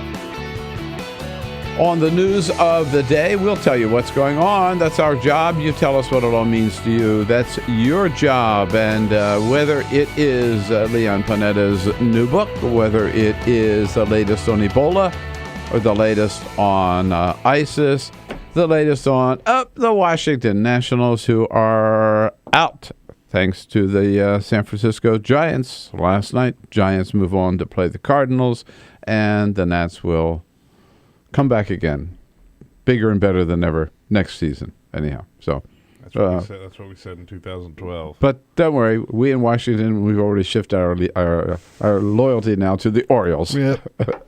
Go Orioles! Although Kansas City is looking pretty good. I'd love to see the Orioles win. They look good. Sports, politics, economy, we got it all covered. That's the point, and glad to have you with us today. Don't forget, you join the fun by giving us a call at 866-55-PRESS. Send us your comments on Twitter at BP Show and on Facebook at facebook.com/BillPressShow. You are here with the team, Peter Ogburn and Lisa Murphy. Hey, good morning. Alicia Cruz on the phones, ready to take your calls at 866-55-PRESS. And if we're looking good on the video cam on the Free Speech TV and on TawkrTV, it's thanks to our videographer, Cyprian Bolding. We were up late last night watching the Nats with high hopes, but it wasn't going to happen. 3-2. Even though Bryce Harper hit that one home run into the Bay. Man. Mm-hmm. Yeah. Interesting. We have our news conference with a press briefing, rather, with Josh Earnest today. And every day, Josh faces, roughly 50, 55 reporters crammed into the little briefing room down at the White House. And he takes a whole mess of questions. None of them, there are no softball questions. There are no friendly questions. Some are probing, some are just factual, informational questions, and some are hostile. It's a mix. So Josh was asked yesterday. He went on this. Mark Halperin and John Heilemann have their new show called With Due Respect. With all due respect. With all due respect, which is the stupidest name for a television program I ever heard. But at any rate, and Josh, it's a brand new show, so he was a guest on the brand new show. Mm-hmm. And they ask him a pretty awkward question. Here they go. Who's the most consistently delightful reporter in the White House press corps that you deal with? That would tarnish the reputation forever for me to identify that person. Oh, God, just more waffling. Come on. No, I'm not waffling. I'm going to choose somebody that I don't like, so that I don't harm them. Okay. John Karl is consistently the nicest, friendliest, most direct guy, down to earth, friendliest individual you'd ever want to meet. I'm curious about whether Jay Carney gave you any kind of advice on how to subdue Jonathan Karl. Would you have any judo moves that you were given for him? No physical contact has been required so far. Josh giving a good light sense of humor there. But Jonathan Karl from ABC News is the most hostile of all the most pushing, the most obnoxious, if you will. And I'm not saying that's wrong. I'm just saying sometimes he takes it over the edge, but he is consistently challenging, pushing, probing, sometimes to the point of hostile every single day. And I thought it was funny that Josh says, I'm going to pick somebody I don't like. Yeah. Yeah. You made no bones about it, right? That'll be interesting to see if John gets a question today. That's a good point. We'll find out. A little bit later, Danny Canner is going to be joining us from the Democratic Governors Association. We looked at Senate races in the last hour. We're going to be looking at the big governors races this hour. And is it time to slap a travel ban on West Africa because of the Ebola virus? We'll talk about that right here at the top. But first, this is the Full Court Press. Just a couple of other stories making news. The nude celebrity scandal that consumed celebrities like Jennifer Lawrence, Kate Upton, Michaela Maroney, the one that we talked about a couple weeks ago. Jennifer Lawrence has broken her silence for the very first time. She spoke to Vanity Fair, and she wants to make very clear, quote, "It is not a scandal. It is a sex crime." She says the law needs to be changed, and we need to change as people. She says, quote, "I just can't imagine being that detached from humanity. I can't imagine being that thoughtless and careless and so empty inside," end quote. The person who hacked into celebrities' iCloud account to obtain these photos has not been apprehended, but the search continues. But yeah, big news that she finally came out and said something about it. She said that her original draft, she was going to say something right after it happened, and she said her original inclination was to say, "I'm sorry," but then she realized she had nothing to apologize for. Yeah. Someone stole her property, so good for her for speaking out. I know. It's a disgusting thing to do. It raises the whole... Anybody who thinks there's any privacy left anymore is kidding themselves. Yeah. Bill, what is your favorite sandwich? Oh, a sandwich? Sandwich. Whoa. I don't eat many sandwiches. I was just thinking of my little bacon cheeseburger at Five Guys. That's probably it. A burger? Yeah. A burger. I think that counts. That counts. Well, Yahoo Food took a look at the most consumed sandwiches in America, the favorite sandwiches here in America. My second favorite's a tuna fish sandwich.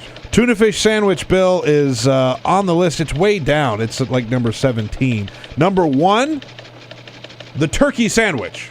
Mm-hmm. Just a turkey sandwich is number 1. That's a safe bet. Followed by ham and chicken. There's a PB&J is only number 6. I figured that would be Well, right, people right? grow up, you know. Yeah. Some of us do. I mean, all sandwiches are kind of kid food, right? I mean, and burgers, I think, are a separate category than sandwiches. So the turkey sandwich reigns supreme here in America. If you want a classic sandwich, for me, it would be a tuna with a little lettuce, I go meatball sub. and tomato. Meatball sub is my favorite sandwich. Mm-hmm. All right. There you go. And the Italian NBC cold cuts is my favorite. That's a good one. That's a great one. NBC News freelance cameraman Oshaka Mukpo is the photojournalist who contracted Ebola while he was working in Liberia. He's getting a little help, by the way. Dr. Kent Brantley, the man who was treated for Ebola earlier this year, stopped by the Nebraska Medical Center and gave some of his plasma, and experts are hoping that Brantley's blood and antibodies will kickstart Mukpo's immune system. He's going to give him some of his blood. No kidding. Because he was cured. Yeah. He's clean now. He's fine. He's Ebola-free. And they're hoping that his blood can help some of these other victims. So he's getting a little help there from one of the early victims of Ebola here in America. Wow. That's fascinating. Yeah, right? Isn't that crazy? It's a great thing for him to do. There you go.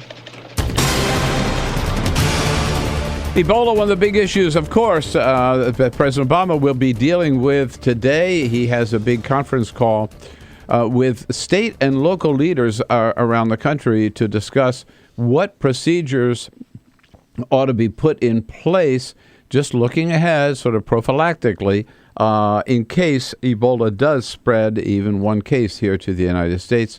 How will it be handled? Because we did see there were a couple little communication failures in Dallas, which enabled that one person with Ebola who came here from Liberia to be released from the hospital, spend some time with members of his family who were therefore exposed to the disease before he went back to the hospital. So the president is considering that today. What should we be doing as a nation? One thing we are doing, of course, is trying to help out the countries in West Africa by sending 3,000 of our military over there to build clinics and to man these clinics. And that's number one and most important, is try to contain the disease where it is located and to help those countries eradicate it and to bring them the sort of the kind of improvements to their health system that they need in order to stay on top of that, because today, obviously, they are just not equipped to handle something like this Ebola epidemic. The general in charge of our response, General David Rodriguez, talked yesterday about how much this whole operation is going to cost. The cost estimates right now are probably around $750 million for our efforts, and that's in about a 6-month period. 6 months, $750 million. But the general says these members of the military, this is a humanitarian mission, but this is one that these people, they know what to do. This is what they're trained for. These labs are trained to a specialty skill level 4, it's called, but the bottom line, it's the highest level. I mean, they can operate in a nuclear, biological, and chemical environment. They are specifically trained to do that, and that's their primary skill set. Interesting and nice and comforting to know that the military has that kind of specialty. Yeah. They can move in. So if it's chemical warfare, biological warfare, nuclear warfare, you don't think Ebola. About that. You don't think about that. Don't think about that. But that's a whole strength and skill set of the military that is available. Meanwhile, we have seen one case of Ebola outside of West Africa, and that is a nurse in Spain who contracted it. And the World Health Organization yesterday said we can expect, just don't be surprised, it's inevitable, according to the World Health Organization, that we see other cases of Ebola in Europe, which gets to the question which has been raised by more and more people about perhaps it's time to have a travel ban on people coming from West Africa to Europe or to the United States. So far, the United States has resisted. In fact, has said that they're open to everything, they're monitoring everything, but there is no need right now for a travel ban. Josh Earnest was asked about this at our press briefing on Monday. The United States continues to be assessing and reassessing the procedures that are in place to safeguard the traveling public around the globe, but also the American public here at home. So what do you think about this travel ban? 866-55-PRESS. You know, it could work two ways or it could work one way. I mean, two ways would be nobody from the United States can travel to West Africa, and nor could anybody from there come here or go to Europe. I could see it working either way. I don't want to restrict the travel opportunities of Americans, but at the same time, it's not a place you're going to go on vacation these days, right? It's not. You're not going to go there for any R&R, and anybody who goes there runs the risk of getting exposed to this disease and getting it and bringing it back here. So, and as far as people from there traveling to Europe rather, and traveling here, that also is a very risky behavior. I tend to think a travel ban would be a good idea. There are some complications with it, however. One is, and Arthur Delaney, who was with us yesterday, mentioned that there are no direct flights from Liberia or those countries to the United States, so everybody would have to go through Europe, which would make it more difficult to track them, right? If they connect in Rome or connect in Munich, connect in Frankfurt, connect in London, connect in Paris, connect in Madrid, who knows, right? How are you going to track all of these people that when they get on a flight from Europe to the United States? How do you know that they've actually come from Liberia? Rick Shawnee, who is head of a group called Fair Compare, which represents airline passengers, says there's another complication here. As far as the airlines are concerned, they are sort of beholden to what the government does at airports for screening, especially at remote locations. As far as that's concerned, they can clean their aircraft a bit better, make sure they're upgrading those particular procedures, but they're sort of at the mercy of what's happening at these airports worldwide. Right. So the airlines, no matter how careful they are by keeping a level of cleanliness on their aircraft, who gets on those planes is up to the local airport. and some have good screening systems and some don't. Which again, I would say is an argument for just not letting anybody on those planes. But Shawnee also says here's another problem, which is the people who are live in these countries and want to get out of there, they are desperate to get out. And if they get a ticket, they'll do anything to appear healthy enough to get out. Here's the problem. People pay a lot of money for these tickets. An average airfare from Western Africa to the United States is around $3,000. That's a huge amount of money for that particular economy. So they're aligned to fly on those flights, no matter how sick they are. So they'll be taking tons of ibuprofen or whatever it is to keep their fever down if they're not feeling well. So it's clearly something that's an issue that has to get resolved. If we see more cases in the United States, look for a potential ban. Mm-hmm. Yeah. So they'll be popping pills like crazy just to appear healthy. Look, no doubt about it. There are complications tracking these passengers, screening these passengers, passengers trying to hide and camouflage their illness. No doubt, lots of complications. I think they can all be worked out. Mm-hmm. And it seems to me that this is so serious that a travel ban would be appropriate and the right thing to do. How about you? Or just, too much of a restriction on individual travel. 866-55-PRESS. I guess, is this the price we're willing to pay, maybe put it that way, to prevent an outbreak of Ebola here in this country? 866-55-77-377. Let's talk about it. This is the Bill Press Show.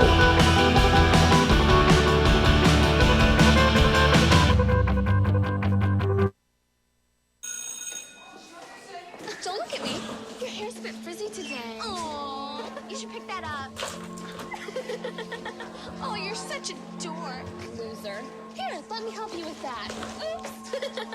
Every day, kids witness bullying. Oh, look. Your crush is looking at you.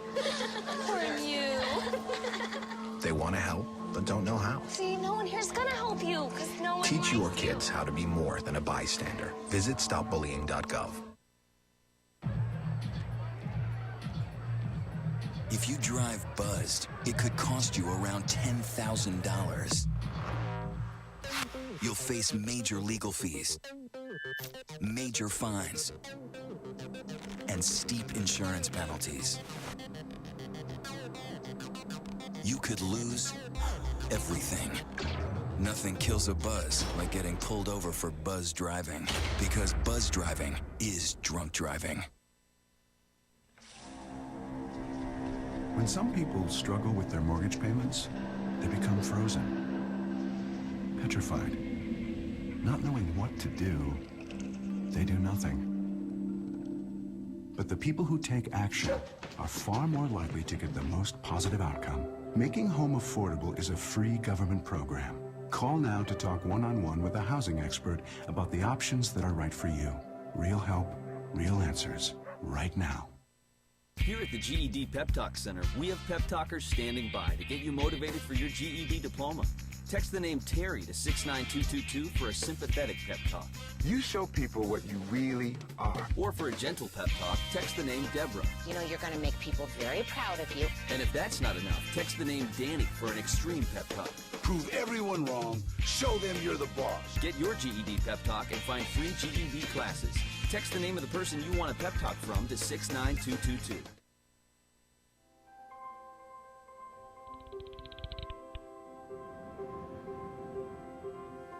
Did you see the world differently?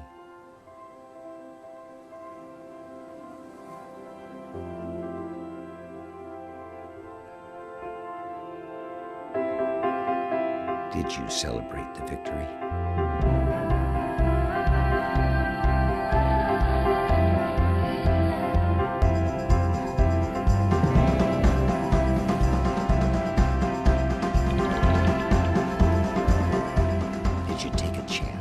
So today, I state clearly and with conviction America's commitment to seek the peace and security of a world without nuclear weapons.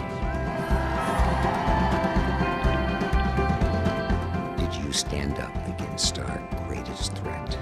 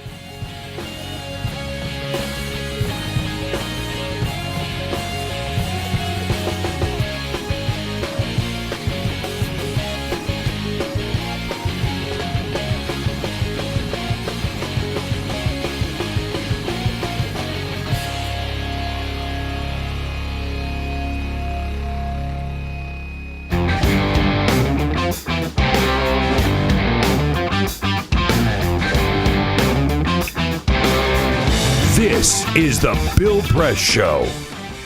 26 minutes after the hour now. Danny Cantor from the Democratic Governors Association joining us in studio. The next segment, we are talking about calls for a travel ban to West Africa, to and from West Africa, in light of the Ebola virus. The White House is resisting it so far, saying they're monitoring the situation, but they don't think a travel ban is necessary. Neither does Tom Frieden, the head of the CDC. I just wonder if maybe the pressure against a travel ban is really coming from the airlines, who just don't want to lose all that revenue. That's a very good question. I wouldn't be surprised. Follow the money, as you do in most cases. I think from a public health point of view, it would be a precaution worth taking. Joan in Buffalo Grove, Illinois. Hey, Joan. Hi, how are you? I'm good, thank you. Good to hear from you. What's your point? Well, my point is that I think instead of a travel ban, they could have a quarantine. Well, isn't that sort of the same thing? I mean, the quarantine, as I understand, would just mean the people who are there have to stay there and they're in isolation, right? No, I mean people who come here would have to stay in quarantine for maybe 10 days to make sure that they're okay. I got it. Okay, yeah. In other words, have a little. Well, maybe we could, Joan. We could reopen Ellis Island. Right? You know what? That's exactly what I was thinking. There you go. Yeah, and just say they used to do it that way. Yeah, and check people out very, very carefully. Put them here, bring them here. That'd be another way of doing it. I just think unfettered travel is taking too big a risk. Let's talk governors' races when we come back with Danny Cantor from the Democratic Governors Association. This is the Bill Press Show. This is my computer. This is your computer. Let's go on the internet. Let's go. Click it. Yes. Okay. I cursor in between the R and the E. Pressing down, I want you to just push the period. She's gonna love me all over again. That's it. Jamaica, here you go. Here we go. Good job. Thank you. Thank you. And I did it by myself. Feel smarter. So, I'm kind of new here, but I've noticed a trend. My human does this funny thing where she goes around and gets all my toys, and then she hides them in that basket by the door. But it's always the same basket, and it's always in the same place. And then she acts so surprised when I find them, but, she's putting them in the same basket. Again. It's like, hello? That's where you put it last time. You were the worst at hide and go seek.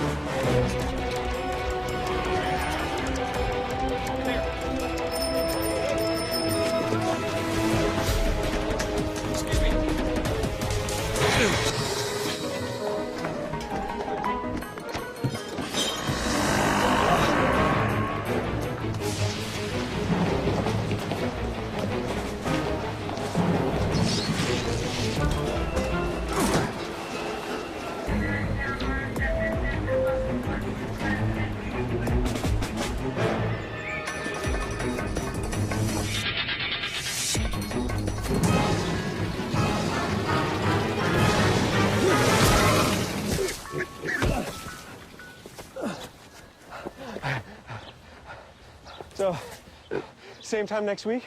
Well, of course. Put away a few bucks, feel like $1 million. For free tips to help you save, go to Feed the Pig.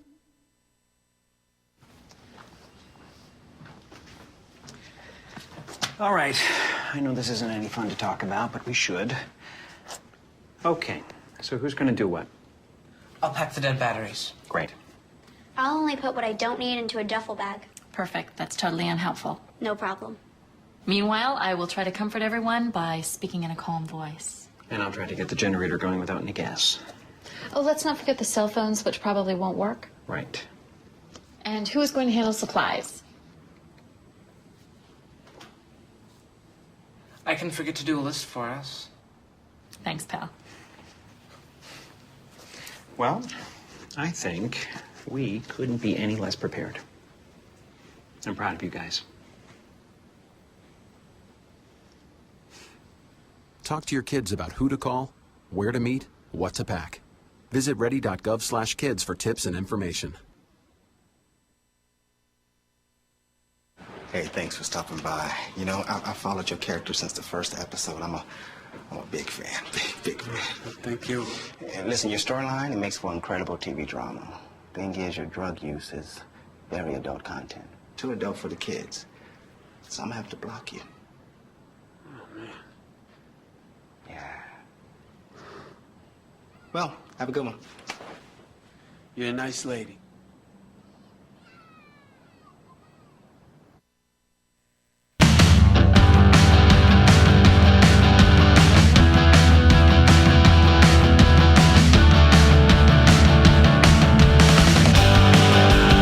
Connect with The Bill Press Show on Twitter. Follow us at BP Show and tweet using the hashtag WatchingBP.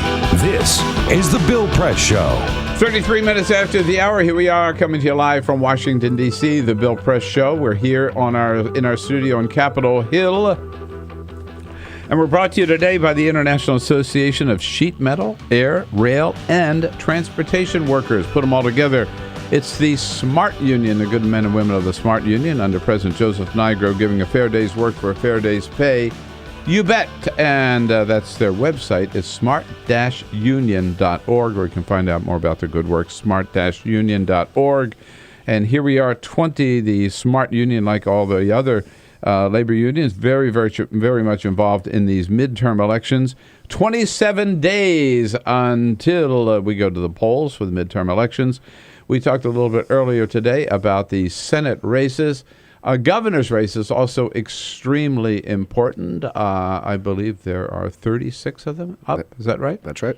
Danny Kanner is on top of this on a daily basis for the Democratic Governors Association and joins us in studio this morning. Hi, Danny. Good to see you. Good to see you, too. Thank you. So I want to make your job a little easier, okay?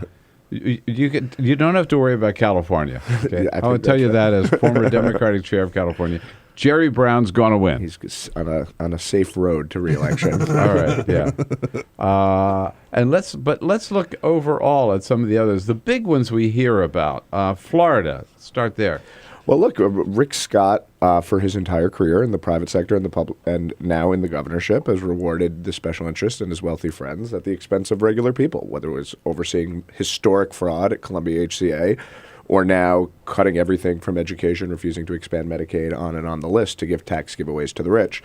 You know, we have a strong case to make, and Charlie Crist is making that case. And we're 4 weeks from an election, and we're talking about a whole host of states, Florida, Maine, Pennsylvania, Michigan, Wisconsin, Kansas, Georgia, all over the map, despite the doom and gloom you hear in Washington about the Senate and the House.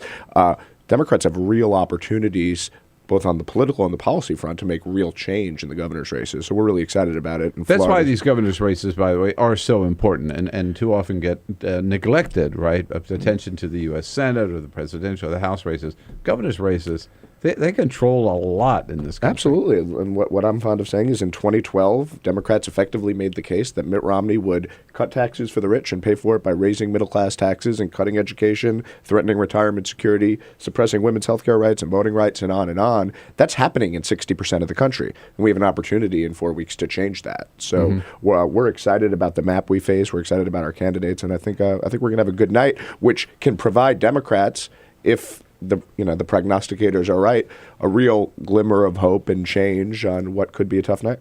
And so back to Florida, Charlie Crist, good fighting chance against Rick Scott. He's got a great chance. I mean, every poll indicates this is a dead heat. He withstood. The question was, Rick Scott was going to spend $40 million of special interest money, $50 million attacking Charlie Crist before he could effectively respond and stay on the air. He did that, And Charlie held his own. So now we are in a tight race. We'll never, match them dollar for dollar, but he has enough to defend himself from the lies and the smears and get out a proactive message about the next 4 years. And he's been very effective in doing so. And I think he's got a great chance to win. Probably will be the next governor of Florida. One of the other tight races and most hotly contested may be Wisconsin. With Scott Walker and all of his problems, up for re-election. Mary Burke, very strong candidate. The First Lady has been in on her behalf. Twice now. Yeah, twice, really. Yeah. Tell us about Wisconsin. Well, look, Mary Burke has Wisconsin is last in the Midwest in job growth. Scott Walker has cut taxes for the wealthy and paid for it by cutting education. We know about his record on women's health care rights. Not cut taxes for the wealthy. I'm sorry. Yeah, you're cut right. taxes for the wealthy and paid for it by cutting education. And, we know about his record on workers' rights. He mandated ultrasounds for every woman making the most personal of healthcare decisions. He's against abortion, even in the cases of rape and incest. All these issues are going to be on the front burner. Obviously, the right wing is going to come in to try to save their golden boy, and we know that it's already happening. But Mary Burke is mounting a strong campaign talking about all the things that we know win governor's races. We saw it in Virginia last week. Education, infrastructure, innovation, a long-term plan to grow Wisconsin for the long term, which Scott Walker has no interest or ability to do. He promised to create 250,000 new private sector jobs. He's less than halfway there because those policies just don't work. And I think folks get that, and they're looking for a real change, and Mary Burke's offering that. So it's a tight race. It's obviously a super divided state, which Scott Walker will tell you. He says, I can't get higher than 51% of the vote because the state is so divided. He doesn't finish the sentence and say the state is so divided because of me. Right.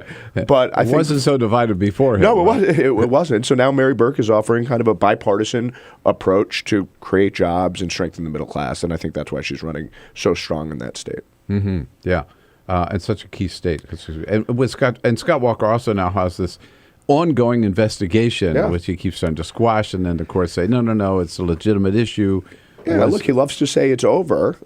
He's very fond of saying this is behind us, but it's not. There's a new court development every day. New documents are released, and those are legitimate questions that he's going to have to answer. I expect that instead of trying to answer them, he's just going to attack Mary Burke over the next 4 weeks, and that's fine. We expect that, but his record is clear. He made a core promise in his 2010 campaign that he said he wanted to be held accountable for, 250,000 new jobs. He failed by his own standard. Mm-hmm. So, and we know why, because those policies just don't work. Right. Very important race to all of our good friends out at 92.1 The Mic in Madison, Wisconsin, statewide, of course. Just bouncing around here. One of our favorites, because he's a neighbor of ours and has been in studio a few times. He lives right around the corner here when he's in Washington. I shouldn't say he lives there. He's not like Pat Roberts, hasn't moved here. But Mike Michaud, Democratic candidate for governor in Maine, boards right around the corner here when he's in town for his congressional work. How's Maine looking? Maine's looking great. I mean, I think the people of Maine have been humiliated and embarrassed by Paul LePage for the last 4 years. Amen. He's compared the federal government to Nazi Germany. He's, told the NAACP to kiss his butt. I mean, on and on and on. And it's preventing Maine from moving forward. So they're last in New England in job growth, 47th in the nation in unemployment. It's because he can't bring people together. He's just too divisive, angry, and hostile to get it done. Mike has a long record of bringing people together on issues that matter to the middle class: education, minimum wage, veterans health care, on and on and on. And, Maine is looking for a governor that they can be proud of again. There is a third candidate in that race who has no chance to win. But that is what is keeping that race tight. We expect here, as folks really focus on the race, there's about 62% of Mainers who don't want to see Paul LePage reelected, and that base will consolidate around Mike, and he's going to be the next governor. Yeah, and the message to that third candidate, Elliot Cutler, is get the hell out of the race because you're not going to win. It's not going to happen like it did the last time where you almost, no, it's not going to happen, so just get out. Otherwise, you're just hurting Mike Michaud. Mike is such, as one of our other neighbors said to me the other day, he's such a Mainer. He really is. He fits that state. I mean, he worked for 30 years in the paper mill that his father and grandfather worked in. I mean, and he's exactly the kind of person you want in public service. He's a blue-collar Democrat, is just a really good guy, and there for the middle class, because that's where he comes from. Exactly right. Yeah. So now, if Paul LePage is not the most hated governor in America, then it has to be the governor of Pennsylvania, right? Yeah, well, look, Governor Corbett never recovered from cutting $1.1 billion from education in his first year. He's refused to ask the oil and gas companies who are making a killing in Pennsylvania to pay. They're the only state in the country without an extraction tax. Tom Wolf, the Democratic nominee there, the next governor of Pennsylvania, is asking for a very moderate, reasonable 5% tax to help restore the Corbett education cuts and actually invest in a strong future for the middle class. And voters are obviously responding to that message. And Tom Corbett has not been able to dig himself out of what is fundamentally an awful governing record. And so often in these campaigns, you see things turn on a gaffe here, or a political tactic there. The truth is, voters are responding to Tom Corbett's record. They've made a decision on how he governed in these 4 years, and they're looking for a fresh start. And there's no question that Tom Wolf's going to be the next governor. This is his first term, too. Isn't This is his first term. He will be the first. He will be the first governor of Pennsylvania not to be reelected. Yeah. Whoa! Yeah, man, it's got to be pretty bad, right? Yeah. What a record! And Pennsylvania. I mean, we think of Philadelphia as kind of a Democratic stronghold, but I mean, the entire state. Is not. There are some conservative parts of Pennsylvania. I mean, Tom Corbett won by double digits in 2010. It was a tough year for Democrats, but Pennsylvania, he cruised to election on the strength of this conservative, balanced record as an attorney general. But he's failed as governor, and people know it. In terms of direction, in terms of public policy, nothing more important than these governor's races right here in 2014, the midterm elections. Finding out more about state by state with Danny Cantor from the Democratic Governors Association. You want to weigh in? You got a tight governor's race where you live? Give us a call at 866-55-PRESS. This is the Bill Press Show.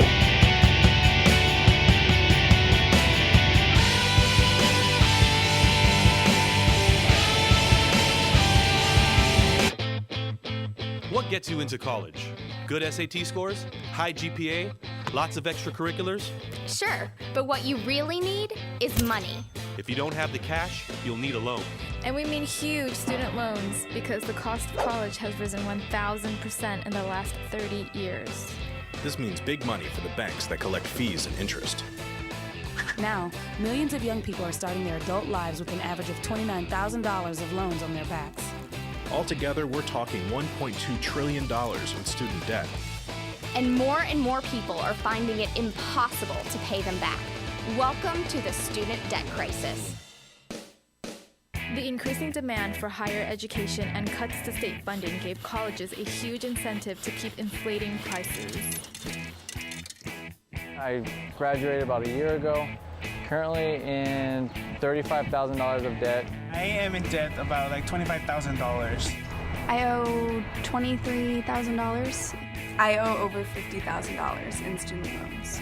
38.8 million Americans owe money on a student loan. And the biggest names in banking are making huge profits off the booming student loan industry. Sallie Mae, the largest provider of private student loans, made $949 million last year. They only give you about 6 months to look for a job. You have to start paying back the loan. It's very pressuring, especially nowadays. It's very hard to find a job. Over half of the students graduating in 2012 could not find a decent paying job. They either had low-wage jobs or unpaid internships or were unemployed altogether. So you can't make the payments. You start incurring late fees, which makes the loan even harder to pay off. And it stays with you for years, even decades. Right now, a third of the people who started repaying their loans are delinquent or in default. That's 13.7 million people, more than the populations of Chicago, New York, and San Francisco combined. Worse, it's not just the borrowers who are in trouble. Many loans require co-signers. So if the student is unable to pay, that co-signer, a father, a mother, or a grandparent, is now on the hook. Even a grandparent's Social Security benefits can be garnished to pay the loan. We should have an answer to this. If you get really behind in your car payment or your credit cards, you can file for bankruptcy. But Congress has made it nearly impossible to discharge student loans through bankruptcy. Big institutions make big profits while students try to make ends meet under crushing debt. Is this how we want our education system to work?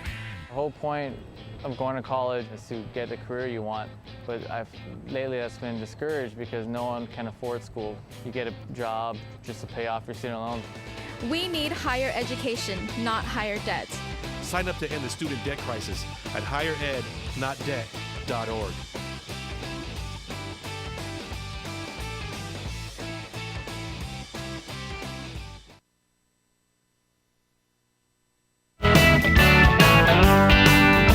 On your radio, on TV, and online. This is The Bill Press Show. We're talking governor's races, 36 of them. Well, we won't get to all 36 in this half hour, but with Danny Cantor from the Democratic Governors Association. Danny, another big one is Illinois, of course.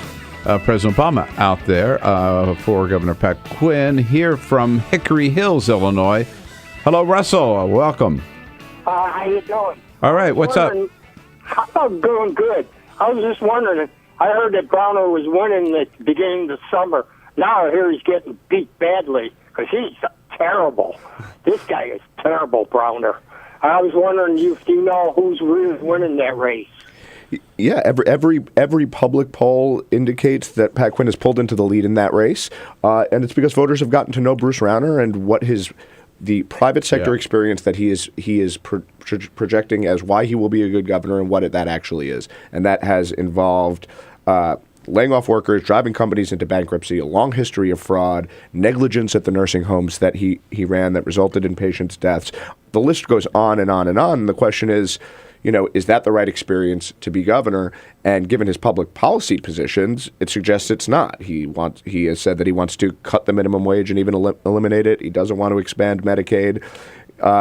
So his plan would call for laying off 1 in 6 teachers. I mean, he does fancy himself, and he said that, the Scott Walker of Illinois.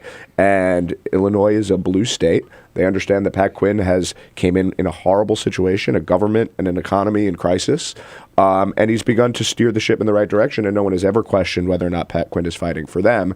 And, Bruce Rauner stashes his millions in the Cayman Islands. He didn't pay a penny in Social Security and Medicare taxes, all while saying that retirement benefits should be taxed. So this is someone who's always fought for himself and investors, and that's fine, but it's not necessarily a qualification to be governor. And I think the people of Illinois are coming around to that fact, and Pat Quinn's going to win. And Pat Quinn, too. I mean, he's not a real flashy guy, but he's just basic, hardworking, for the middle class, and you know who he is and who he stands for. Absolutely right. Yeah. And as people learn about Bruce Rauner, they're going with him. Michigan.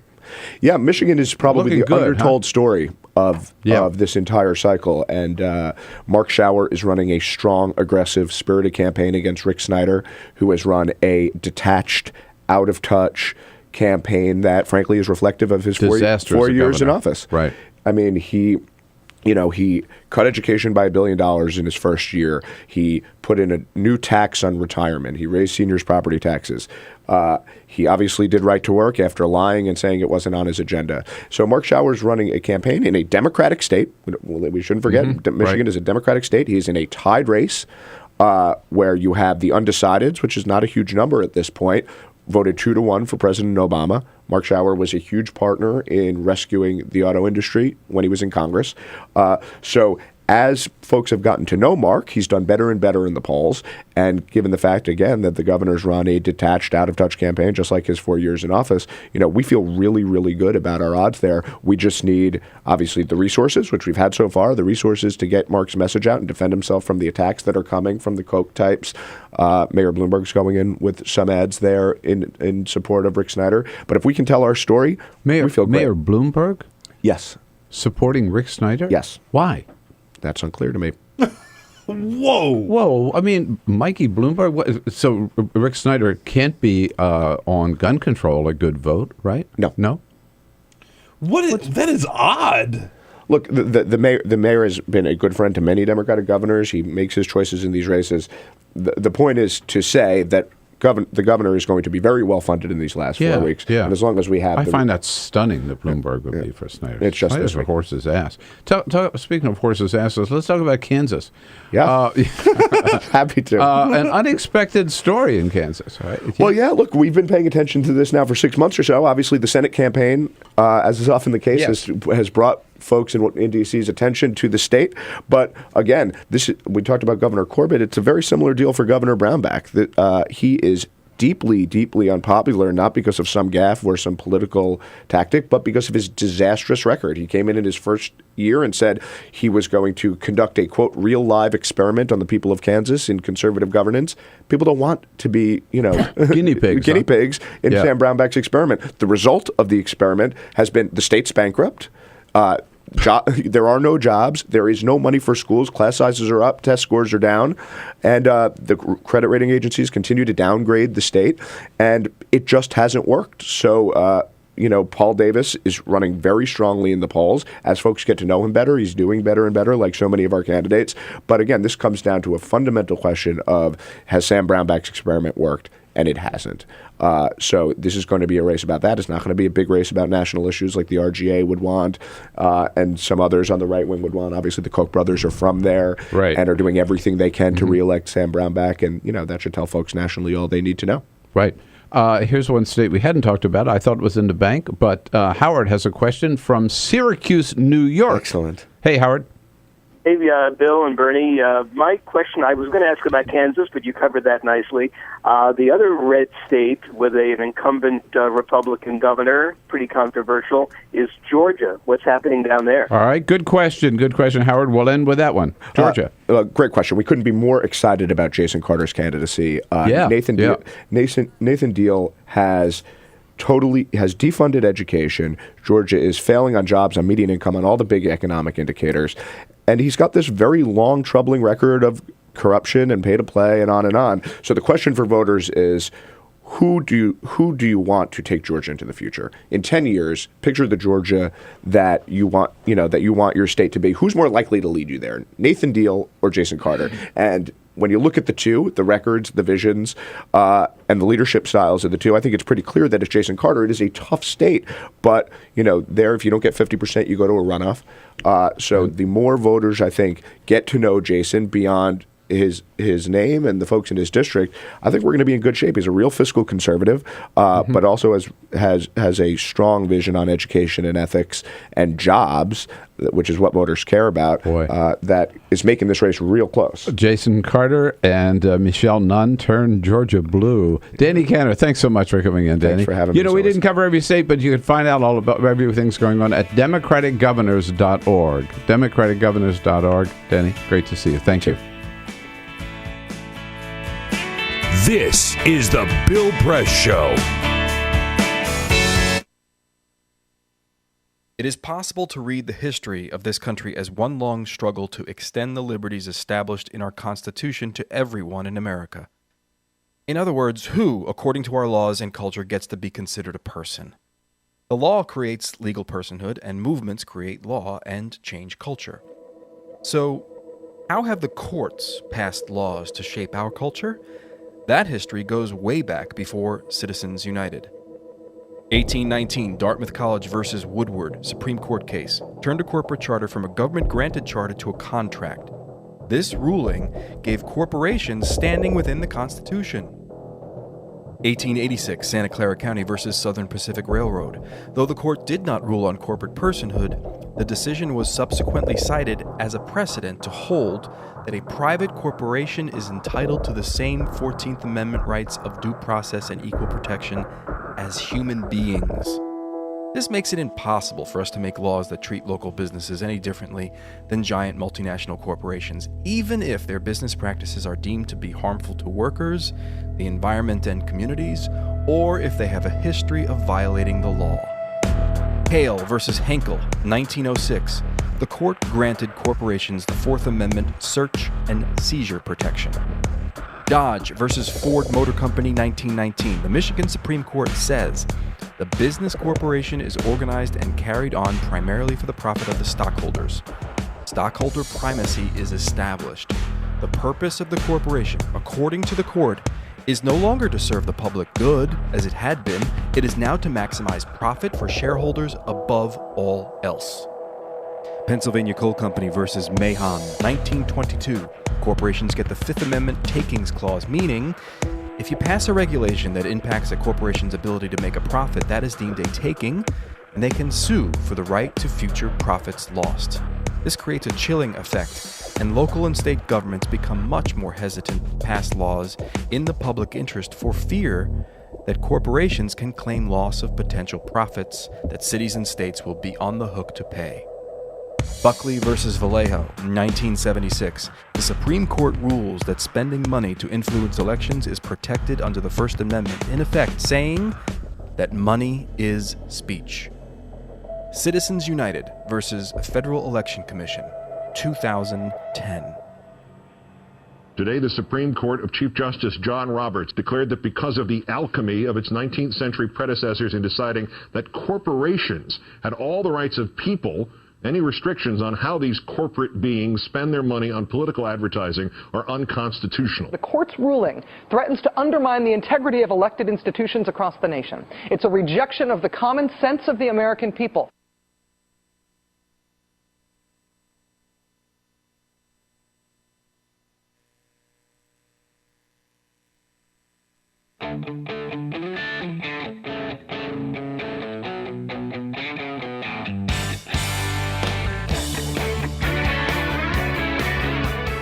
The Parting Shot with Bill Press. This is the Bill Press Show. Well, some more bad news from President Obama yesterday. A new poll shows that 53% of Americans now consider his presidency already a failure. But, you know, before he jumps off a cliff, I would just point out, number one, that at the 6-year point, Americans think every president's presidency is a failure. It happened for George Bush and Bill Clinton.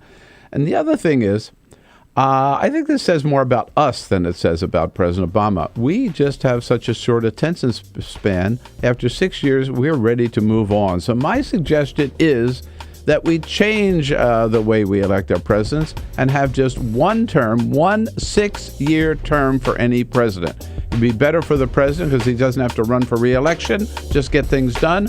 And better for us because just about the time we get tired of one president, boom, we get a whole new fresh one that we can complain about. This is Have a good the day, Bill folks. Press See you Show. tomorrow.